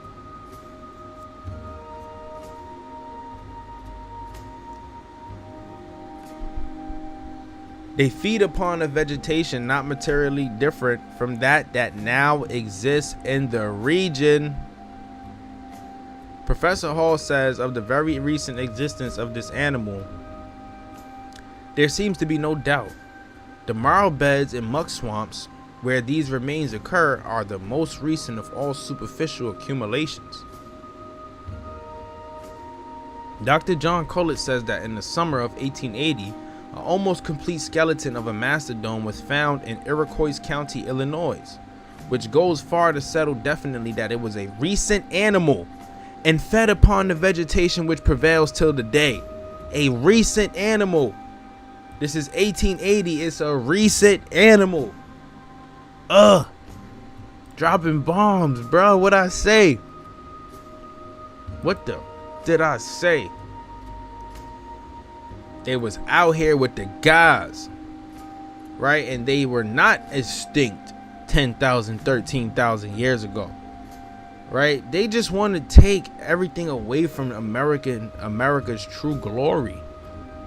Turtle Island, the true glory. They just want to take everything away. Even animals, bro, that's petty. I only know there's only one group of people that could do stuff like that. And you know what? I'm not surprised because they all fat and can't please their women in bed. So I'm not surprised.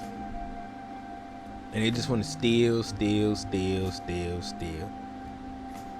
Right? The tusks were 9 feet long, 22 feet inches in circumference, and weighed about 175 pounds. The lower jaw was nearly 15 feet long. The teeth weighed 4 or 5 pounds. Each of the leg bones measured 5 feet and a half, indicating that the animal was 11 feet high. On inspecting the remains closely, a mass of fibrous matter was found fallen in the place of the animal's stomach, which proved to be a crushed mass of herbs and grass similar to those which still grow in the vicinity. My boy was out here still, man. That mastodon was a lone soldier, and he died lonely. He died by himself, because it wasn't many of them, right? He died by himself. He was out here. He wasn't extinct. He had a nice meal too before he went out, like a G. Just like a G. Said, screw it, man. I'm out here. I'm by myself. Ain't no other animals around. Right? Well, they are, but I mean, they all getting shipped or captured and put in zoos and stuff, right? So I ain't going out like that. You know, they got brains too. They mammals. Y'all, they mammals. They got feelings too. They got feelings too.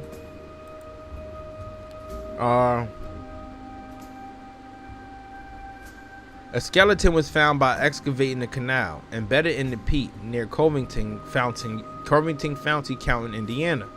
When the larger bones were split open, the marrow was utilized by the bog cutters to grease their boots.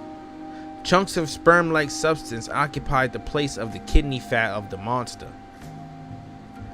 These discoveries convince us that the Mastodon survived the glacial period and may have been contemporaneous with the Mound Builders.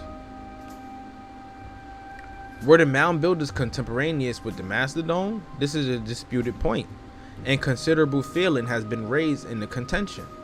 There have been reports of the images of the Mastodon and Mammoth, but the genuineness of the finds have been disputed, and is still with some of a matter of doubt.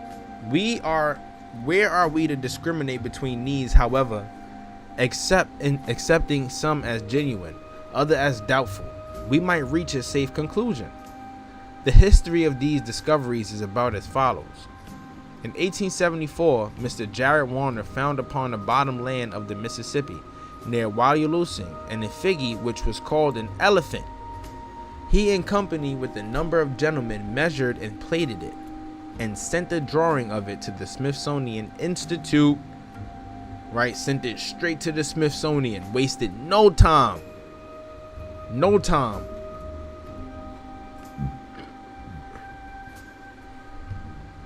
They got the drawing before they could even get the product. and probably was beasting for the product after they got the drawing. Mr. Warner says it has been known here for the last 25 years as the Elephant Mound. The head is large, and the proportion of the whole so symmetrical that the mound well deserves the name. The mound was in a shallow valley between two sandy ridges and was only about 8 feet above the high water. There are many mounds in this section of country in the shape of birds, bears, deer, and foxes. This being like of animal worship, right? A lot of that going on. We would say that the effigy of the bear, which is very common here, and which was the totem of the clan formerly dwelling here, has exactly the same shape as the so-called elephant, but is not so large and lacks the proboscis. The projection at the nose, called the proboscis, is not really one, but is the result of the washing of the soil. It was a mere prolongation of the head and had no curve.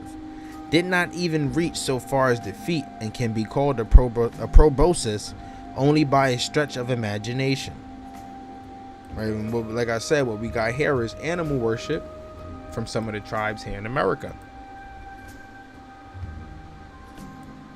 Right, definitely. Yep, they definitely been here for a minute. The turtle, alligator, and the hippo, definitely. As a matter of fact, listen, they've been in Florida. Right? They've been in Florida. The gator's been in Florida for a long time. And the turtle is actually a map that's out there that shows, it's called the migration, the turtle map. Right? And it's basically is in Spanish, and it says that when man migrated from wherever they were to becoming civilized, they came here to America, which would be the land of America, and that's where we get the land of the traveling turtle, or Turtle Island, basically. You could Google it though, go do your own research, and I'm pretty sure you'll find something, right? But they definitely was out here though. But you had animal worship here in America, right? Clans, different clans, and these people were like tribes too, like living in huts and stuff like that. And also living with and amongst the animals. They had deers, foxes, and all that stuff living in their encampments and stuff like that with them. Sort of kind of like the if you ever play one of the Assassin's Creed games and you see the folks who live like barbarians and stuff like that, they live with the animals. Right? They're living with the animals. What else we got? There is no evidence whatever that it was intended to represent a proboscis. The size of this mastodon is as follows. Length 135 feet. Hind feet to back 60 feet. From 4 feet to back 66 feet. From end of snout to neck of 30 to 31 feet. From end of snout to forelegs 39 feet. Between forelegs and hind legs 51 feet.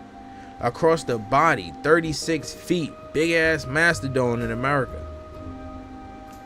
These measurements make the proboscis and snout combined about the same length as the forelegs.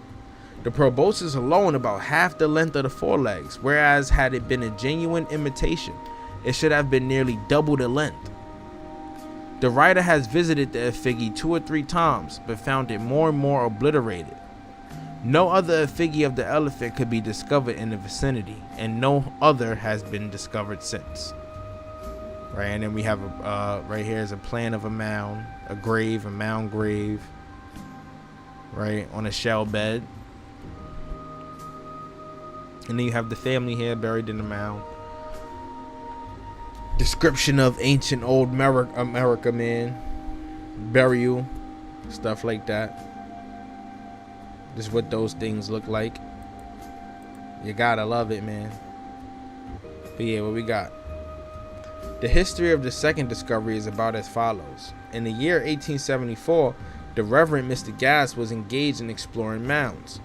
He came upon a group of mounds situated about the mile of the city of Davenport, on the bank of the Mississippi River, about 250 feet from it, and from 8 to 12 feet above the low water mark, which consisted of 10 or 12 mounds.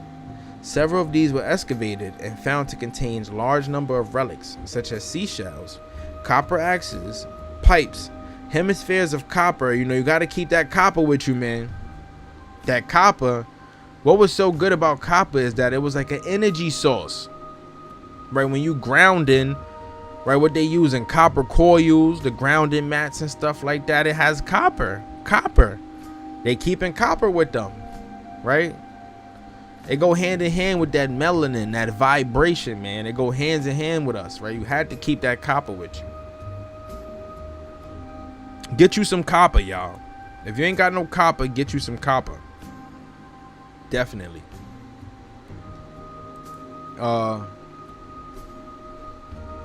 Yeah, hemispheres of copper, arrowheads, pieces of galena, pieces of pottery, pieces of mica, stone knives, copper impalements shaped like a spool, rondelles showing that tree panning had been practiced. Many of the axes had been wrapped with coarse cloth, which had been preserved by the copper. See, copper preserves everything. The pipes were all of mound builders' pattern. Some of them were carved with the effigies or birds and animals. One bird has eyes of copper, another has eyes of pearl, showing that much delicacy of manipulation and skill in carving, right? Where you know in America in history books where they say they was doing stuff like that. That's fire, bro. That's fire. Eyes of copper, another eyes of pearl. And the pipes, right? The pipes, the peace pipes. The carving skill, the talent. You know how much talent that takes. But yeah, they gonna keep popping that. Yeah, savages, blah blah blah. Whatever the case may be, man. That ain't it, bro. It ain't it. You can't tell us that when people out there cultivating stuff like this. That's fire, bro. That it takes some real good creativity and craftsmanship to do stuff like that. They excited much interest, and they were put on exhibition before the American Association for the Advancement of Science. In 1875, they sent them straight to the museum, right? They put them straight on display, right? Didn't even leave these things where they belonged or in the burial grounds or whatever. They took them and brought them straight to the museums and put them on display. Right? No wonder this country go through so much. We got like a big curse on us, right? For how they treated the folks done back in the day.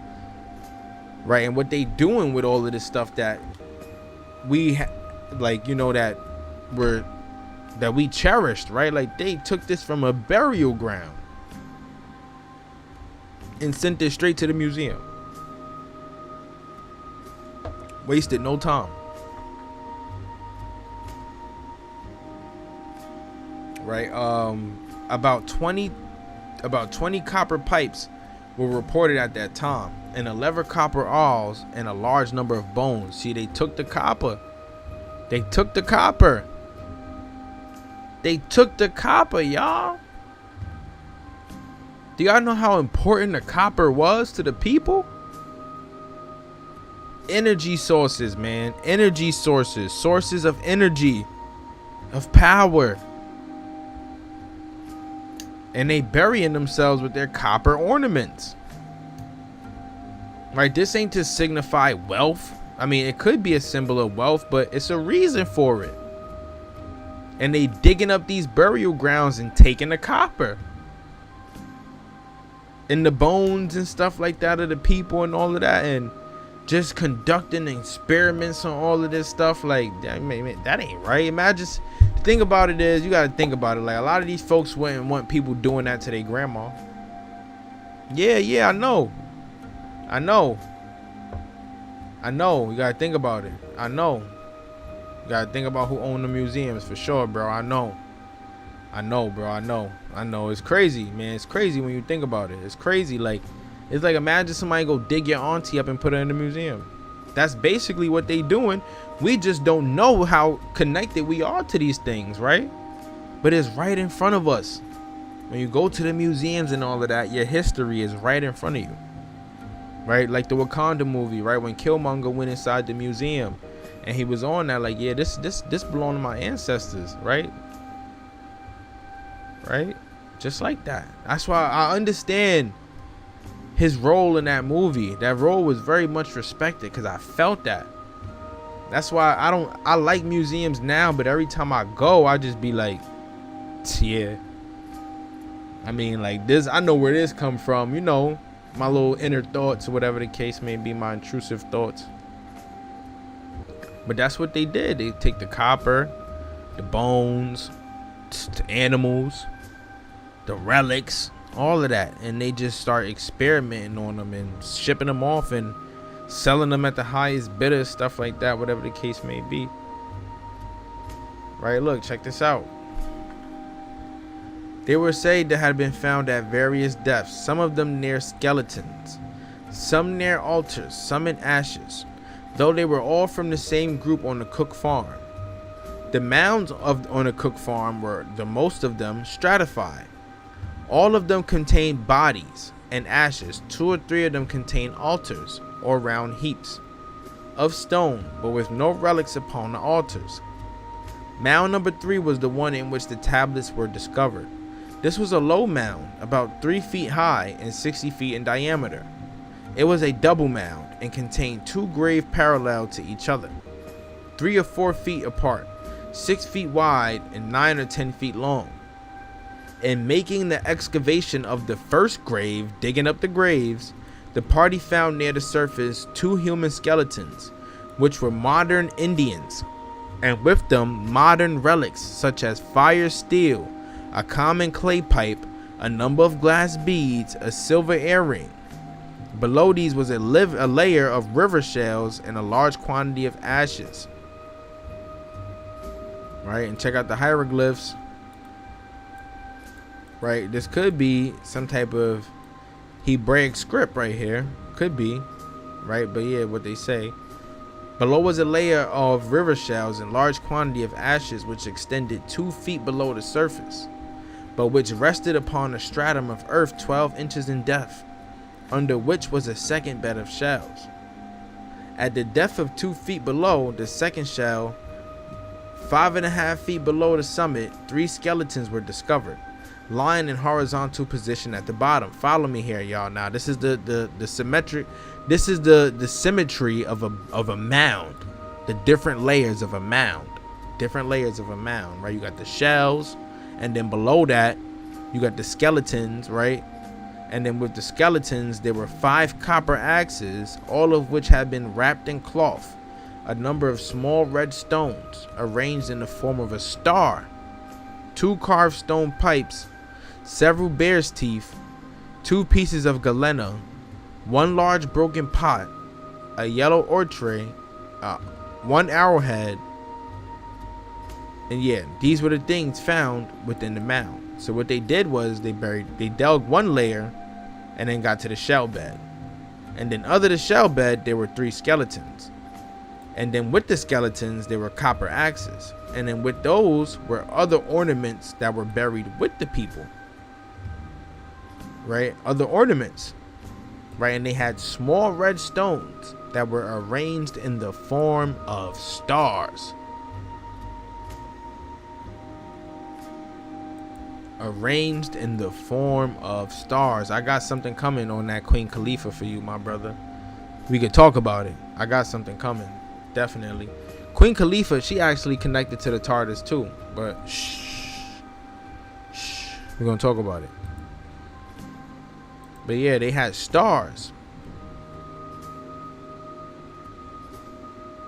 Red stones in the forms of stars. Now, what can this be connected to? Could this be connected to the sun, moon, and stars worship?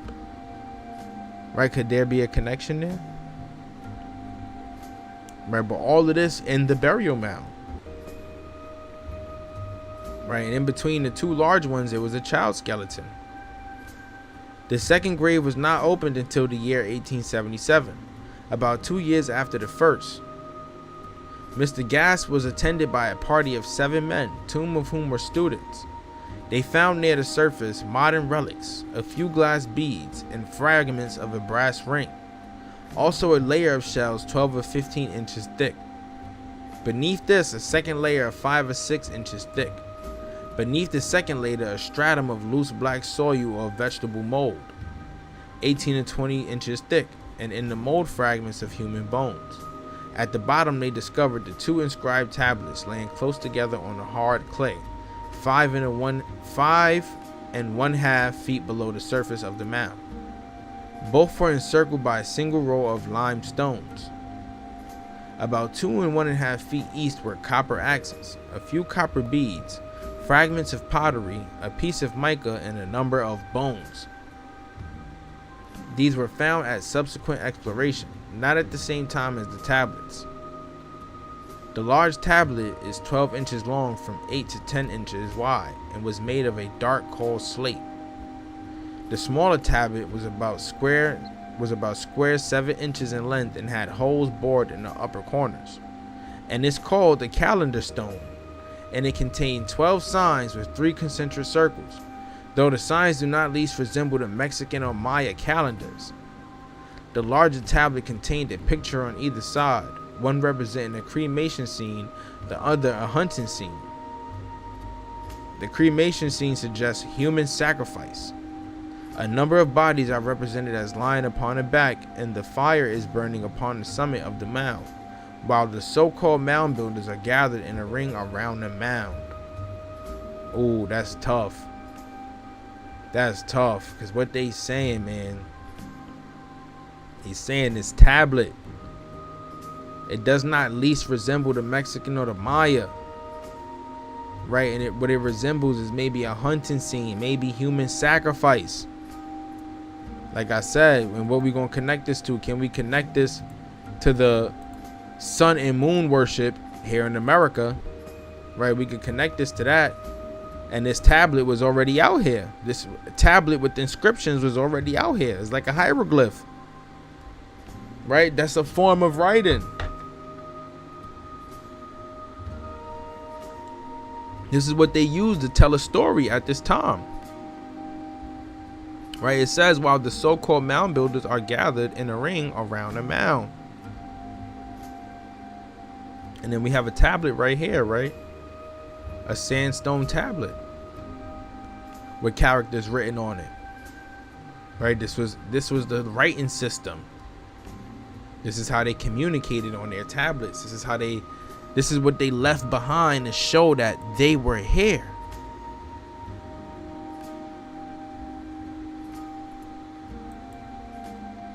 Real spill.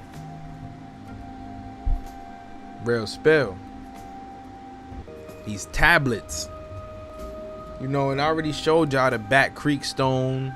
You know, we spoke about the Los Lunas Decalogue stone, right? I even read, when we reading in the history of the Inca, they got stones in South America with Phoenician script on it.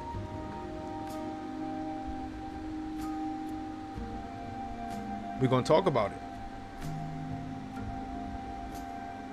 Right above the cremation scene is an arch formed by 3 crescent lines representing the horizon, and in the crescent and above it are hieroglyphics, some of which resemble the common figures and numbers and the various letters of the alphabet. There are 98 figures, 24 in one, 20 in the other, and 54 above the lines. The peculiar features of this picture are these: a rude class of mound builders are practicing human sacrifice, while the images of the sun and moon are both in the sky, one containing a face, the other circles and rays. Check out the Tartars, the one we did on the Incas and the Tartars, man. The sun and moon worship in America, brought here by Mango Capac.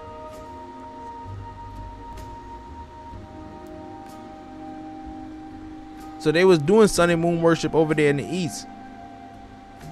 And y'all can go look this up. Look up Vedicism or Vedism. I spoke about it. I'm gonna bring it back. Is a historic religion, one of the first religions. Right? This was basically what sun worship was. Sun and moon worship back then. Vedism. Right? And it was adopted by Indo-European people, and they changed the original religion and they turned it into sun and moon worship.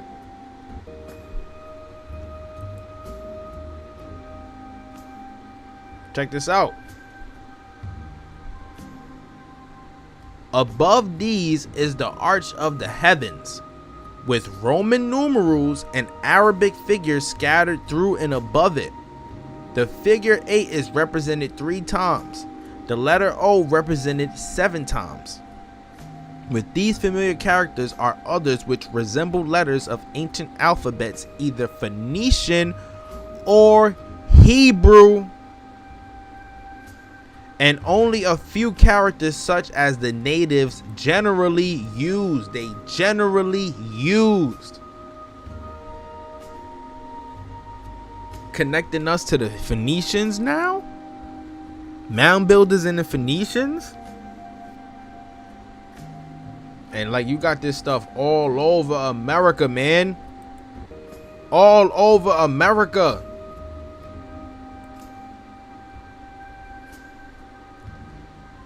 The hunting scene is the one which is supposed to contain the Mastodon.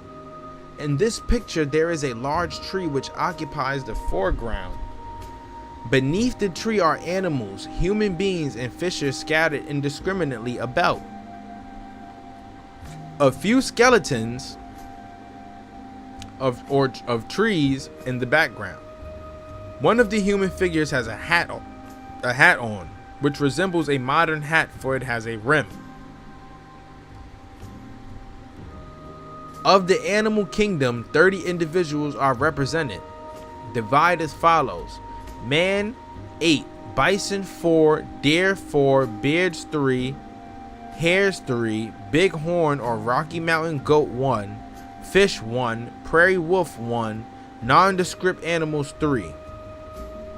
Of these latter, one defies recognition, but the other 2, apparently of the same species, are the most interesting figures of the whole group. These animals are supposed by different critics to represent the moose, tapirs, or mastodons. And what is a tapir? A tapir. A tapir. A giant rodent. Well, that's the giant rodent. A tapir. A T-A-P-I-E-R-A-R. One of them. The trunk and tusks are omitted from this animal, and even the shape hardly resembles the elephant. Certainly not enough to prove that the mound builders were contemporaneous with the mastodon. The third discovery is the one most relied upon. This discovery was also made by the Reverend Mr. Gass in the spring of 1880, several years after the discovery of the tablets. Mr. Gass was accompanied by Reverend Mr. Bloomer. A group of 10 mounds arranged in irregular rows was situated along the bluffs overlooking the Mississippi bottoms west of Mustang Slough. The first mound open proved to be a sacrificial or cremation mound, situated on the extreme edge of a prominent bluff, having ravines on both sides. It was a flat cone, 30 feet in diameter, elevation 3 feet. Near the surface was a layer of hard clay, 18 inches thick. Below this, a layer of burned red clay, as hard as brick. Pause. 1 foot thick. Under this, a bed of ashes, 13 inches deep. In the ashes were found a portion of a carved stone pipe, bird form, by Mr. H. Haas, a very small copper axe by Mr. Gass, a carved stone pipe entire representing an elephant, which Mr. Bloomer says was first discovered by myself. The other mounds of the group were explored and contained ashes and bones but no relics. Mr. Gass makes no report of finding the elephant pipe, but leaves that to Mr. Bloomer. During the same year, he discovered in the mounds in Mercer County, Illinois, several mound builders' pipes, one representing a lizard, one a turtle, and one and another snake coiled around an upright cylinder and covered with some very thin metallic coating. Serpent worship. That was the serpent worship, y'all. The serpent worship. They had the snake, the turtle, the lizard. Serpent worship, using the animals on their pipes, that represented what they stood for. That's some of the things that they were doing, right? That's why you have eagle representations and or them using wolves as they clan symbols and stuff like that. That's representing their different belief systems, the animal worship, the sun worship, you know, sun and moon, the figgies, stuff like that, is representing their forms of worship. This here in America. Here in America. Right, what else we got?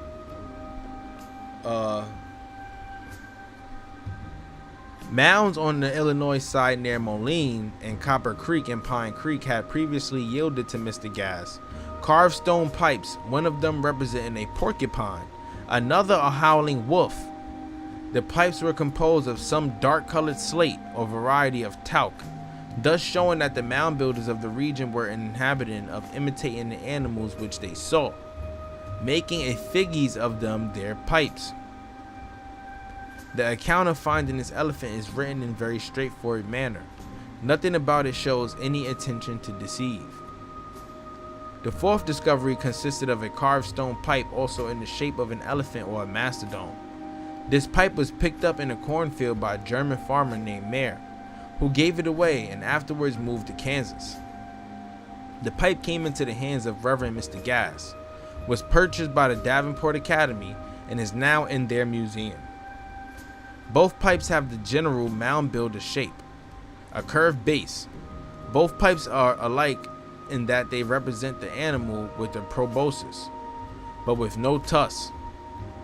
The reason for this may have been that it was difficult to carve the tusks out of stone. If they had been so carved, they were likely to break. They are alike also in representing the eye in the air, mouth, tail, legs, and the feet of animal in every natural way. This mound builder pipe, right? The general mound builder pipe. That's what they saying.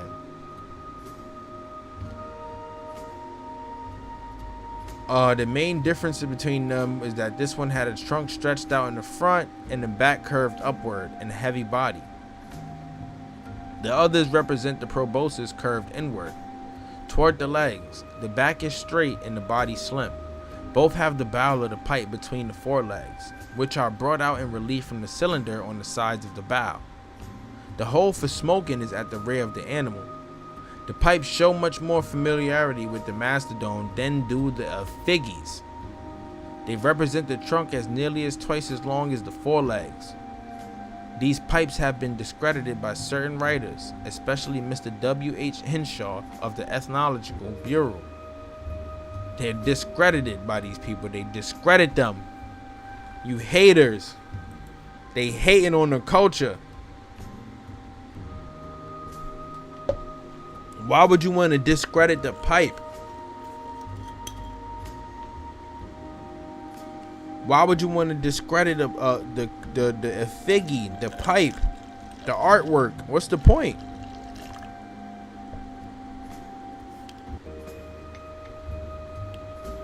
What's the point?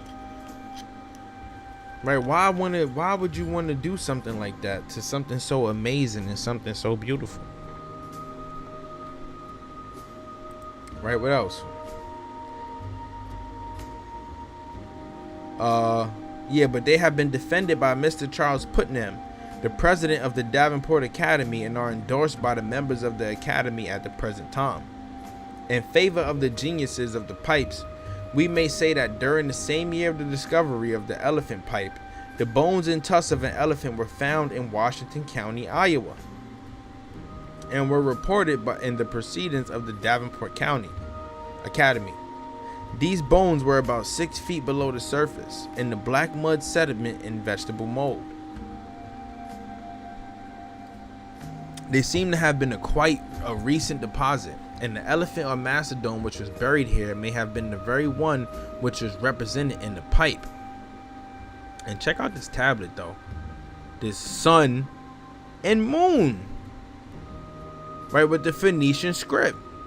The Davenport tablet. Sun and moon with the Phoenician script. The Hebraic or Phoenician script. But you got the sun and the moon though. That'll throw people off, right? For those who know. But this right here in America. This is found in America. In America.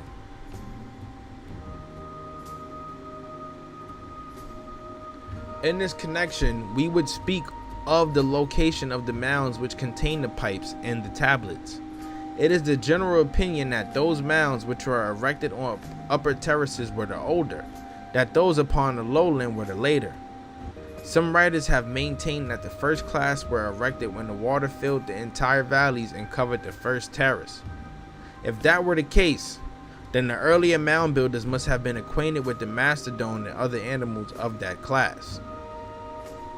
The mound which contained the elephant pipe was situated upon the bluffs far above the plain. This is significant.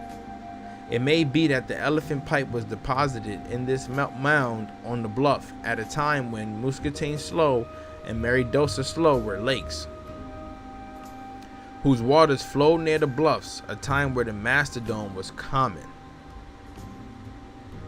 Alright, what we got, y'all? What we got? What's up? What's this image here?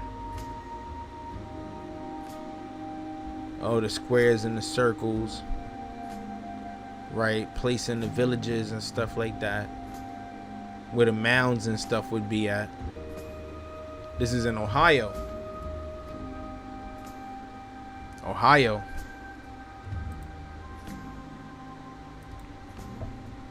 Ancient works in Ohio. Yeah, village enclosures. Right, and that's crazy because, like I told y'all in one of the last ones, they using LiDAR.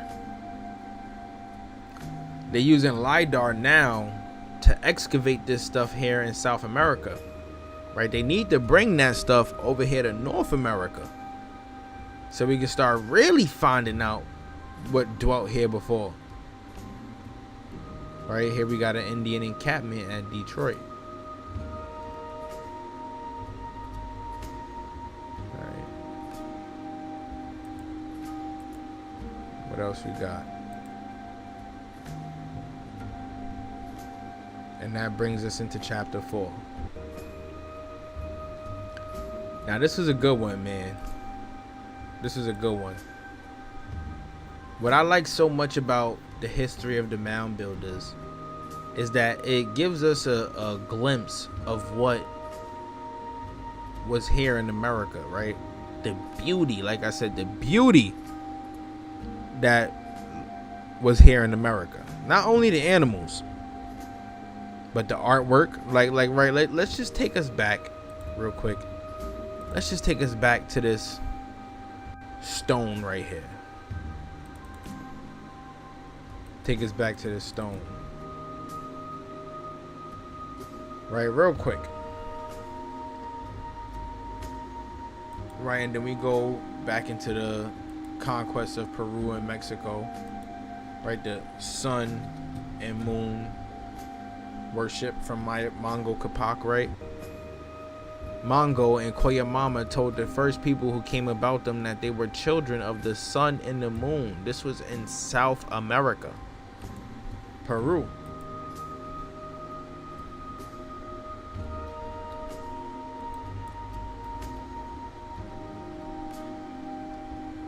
And then when they mentioned Phoenician in here too as well.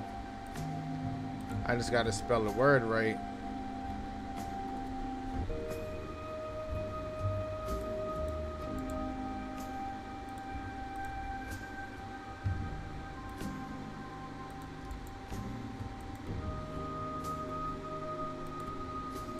Well, yeah. Same. This is similar to like the same type of tablets they find in South America. Very similar. The Hebraic script, sun and the moon.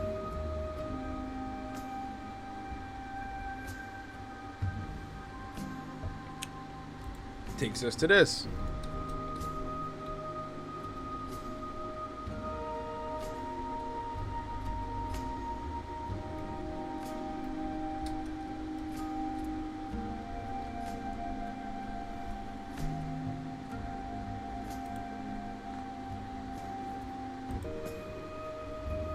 Takes us back to the Los Lunas Decalogue stone. You got this Phoenician script, or this Hebraic script, all over the Americas. around the time of the Mound Builders. Before Christ and all that. BC with dates like that and all that. Here in America. So what does this say about history and religion? Right, well, let me say one thing. This stuff existed before any European could have found his way here to America. Rather, even if a Phoenician brought it from the Middle East to America, or whether they were already here in America, it was here before any European indoctrination, whatever, European colonization, whatever, it was here already. Which goes to show that these ancient religions, right? These ancient Shemitic and Hamitic and Japhetic, these peoples were here in America. They were here in America. The fact that we even have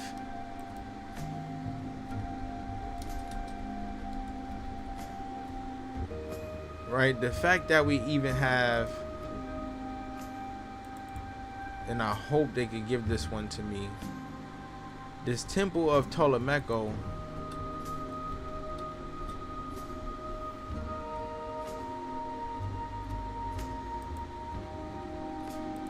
Yeah, this one. This is the one they called the mosque. Here in Florida, they called this a mosque. And you see the copper-colored inhabitants, right? And then the Spaniards is a temple. And in this temple, on the walls of the temple, were Hebraic inscriptions. All of this stuff here in America. Indians rowing their canoes. Beautiful works, man. Beautiful works. This is displaying the truth. I love what I see. This is displaying the truth. Gotta see what book this comes from. Gotta find that. But here it is, though. They have Phoenician script or Hebraic script on the walls inside this temple in Florida. Right, that's one of the language, like this would be, Hebrew would be one of the languages Jesus spoke, right? The language Jesus spoke, allegedly, or whatever, if I'm not mistaken, that's the situation. But it's here in America. All of this stuff here in America before any European stepped foot in America, before they could bring any form of their religion to here in America. When these things were here in America, we still had serpent worship, sun and moon worship, emerald worship, idol worship. Those were the things that were here in America. We had Nephilim, giants, little midgets, people running around eating other people. That's the stuff that was here in America. The American Aborigines, they were out here around this time too. See, these are the type of things that we gotta understand, man. Ancient America, the true old world. We got all the temples. We got the mounds. We got the pyramids. We got to civilize the oldest civilizations. Real quick, right? Before we even conclude this, right? We're gonna look for this book to bring more of that stuff into here, though. But the other temple was that of Ptolemaico, the most spacious edifice in Florida. It was 100 places long, by 40 broad, the roof formed by 6 mats placed over each other, and brilliantly adorned with the shells and pearls. The gate was ornamented with 12 statues of giants in full armor, and all round the interior of the walls were ranged statues of men and women of the ordinary size, the men completely armed.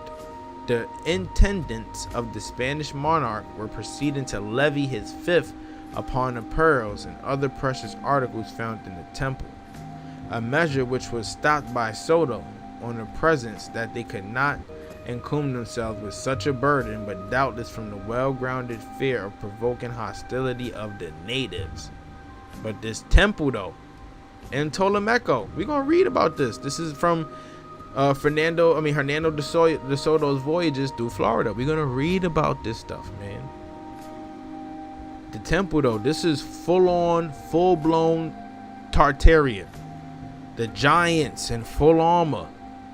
12 statues of giants in full armor. Could the 12 statues represent the 12 lost tribes? Something to think about, right? But here in America, when De Soto got here, that's what they saw in Tolomeco.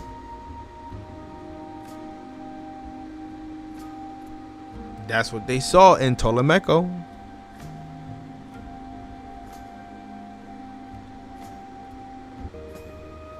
Right? Like I said, man, we gonna conclude this bad boy.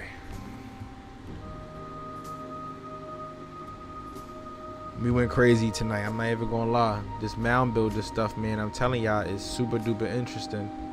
Right? The information that you find out about the country that we live in, the diversity, right? What was going on before they changed everything? They changed everything, right? What existed here before, right? What was the deal? What was the situation? What did the world look like? Who was in charge, right? What was the agricultural scene like, right? The temples, right? The stories, right? The quote unquote mysteries, all of that stuff. Here in America. Here in America, man. I hope y'all enjoyed this one, man. Mound Builders, Works, and Relics. The Builders and the Mastodons. All right, we learned a lot from this one. This one gave us a lot of good information. A lot of insight. I appreciate those who tuned in. Thank you, my brother. I appreciate you. I appreciate you. Don't forget to tune in next week. We're going to be dropping some more fire.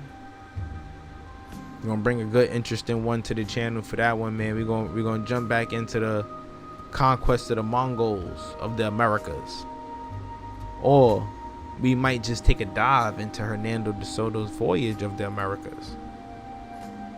Right? So many different stories and that we could go through, that we could talk about, right?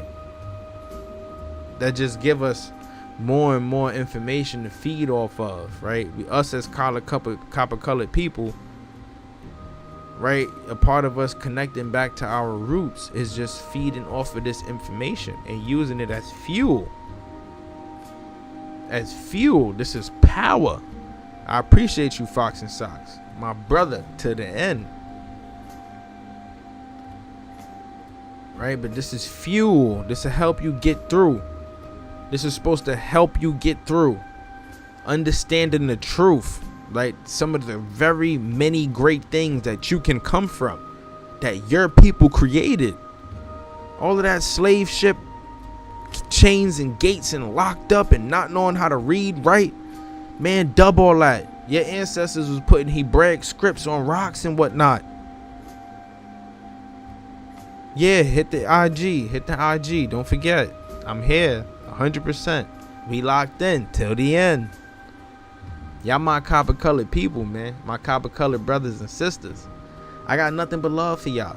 We gonna rock this all the way through to the end, and we gonna continue to share information, put people on, right? Build this beautiful, amazing community. All right. You got it. You with the tribe, man. You with the tribe. We in this bad boy, man. I appreciate y'all. Like I said, man. Stay in tune for the next one. Next week we going crazy. We're gonna bring some fire to the channel. Right? We're gonna bring some fire to the channel, man. Copper Color King, man. We out of here. Love y'all.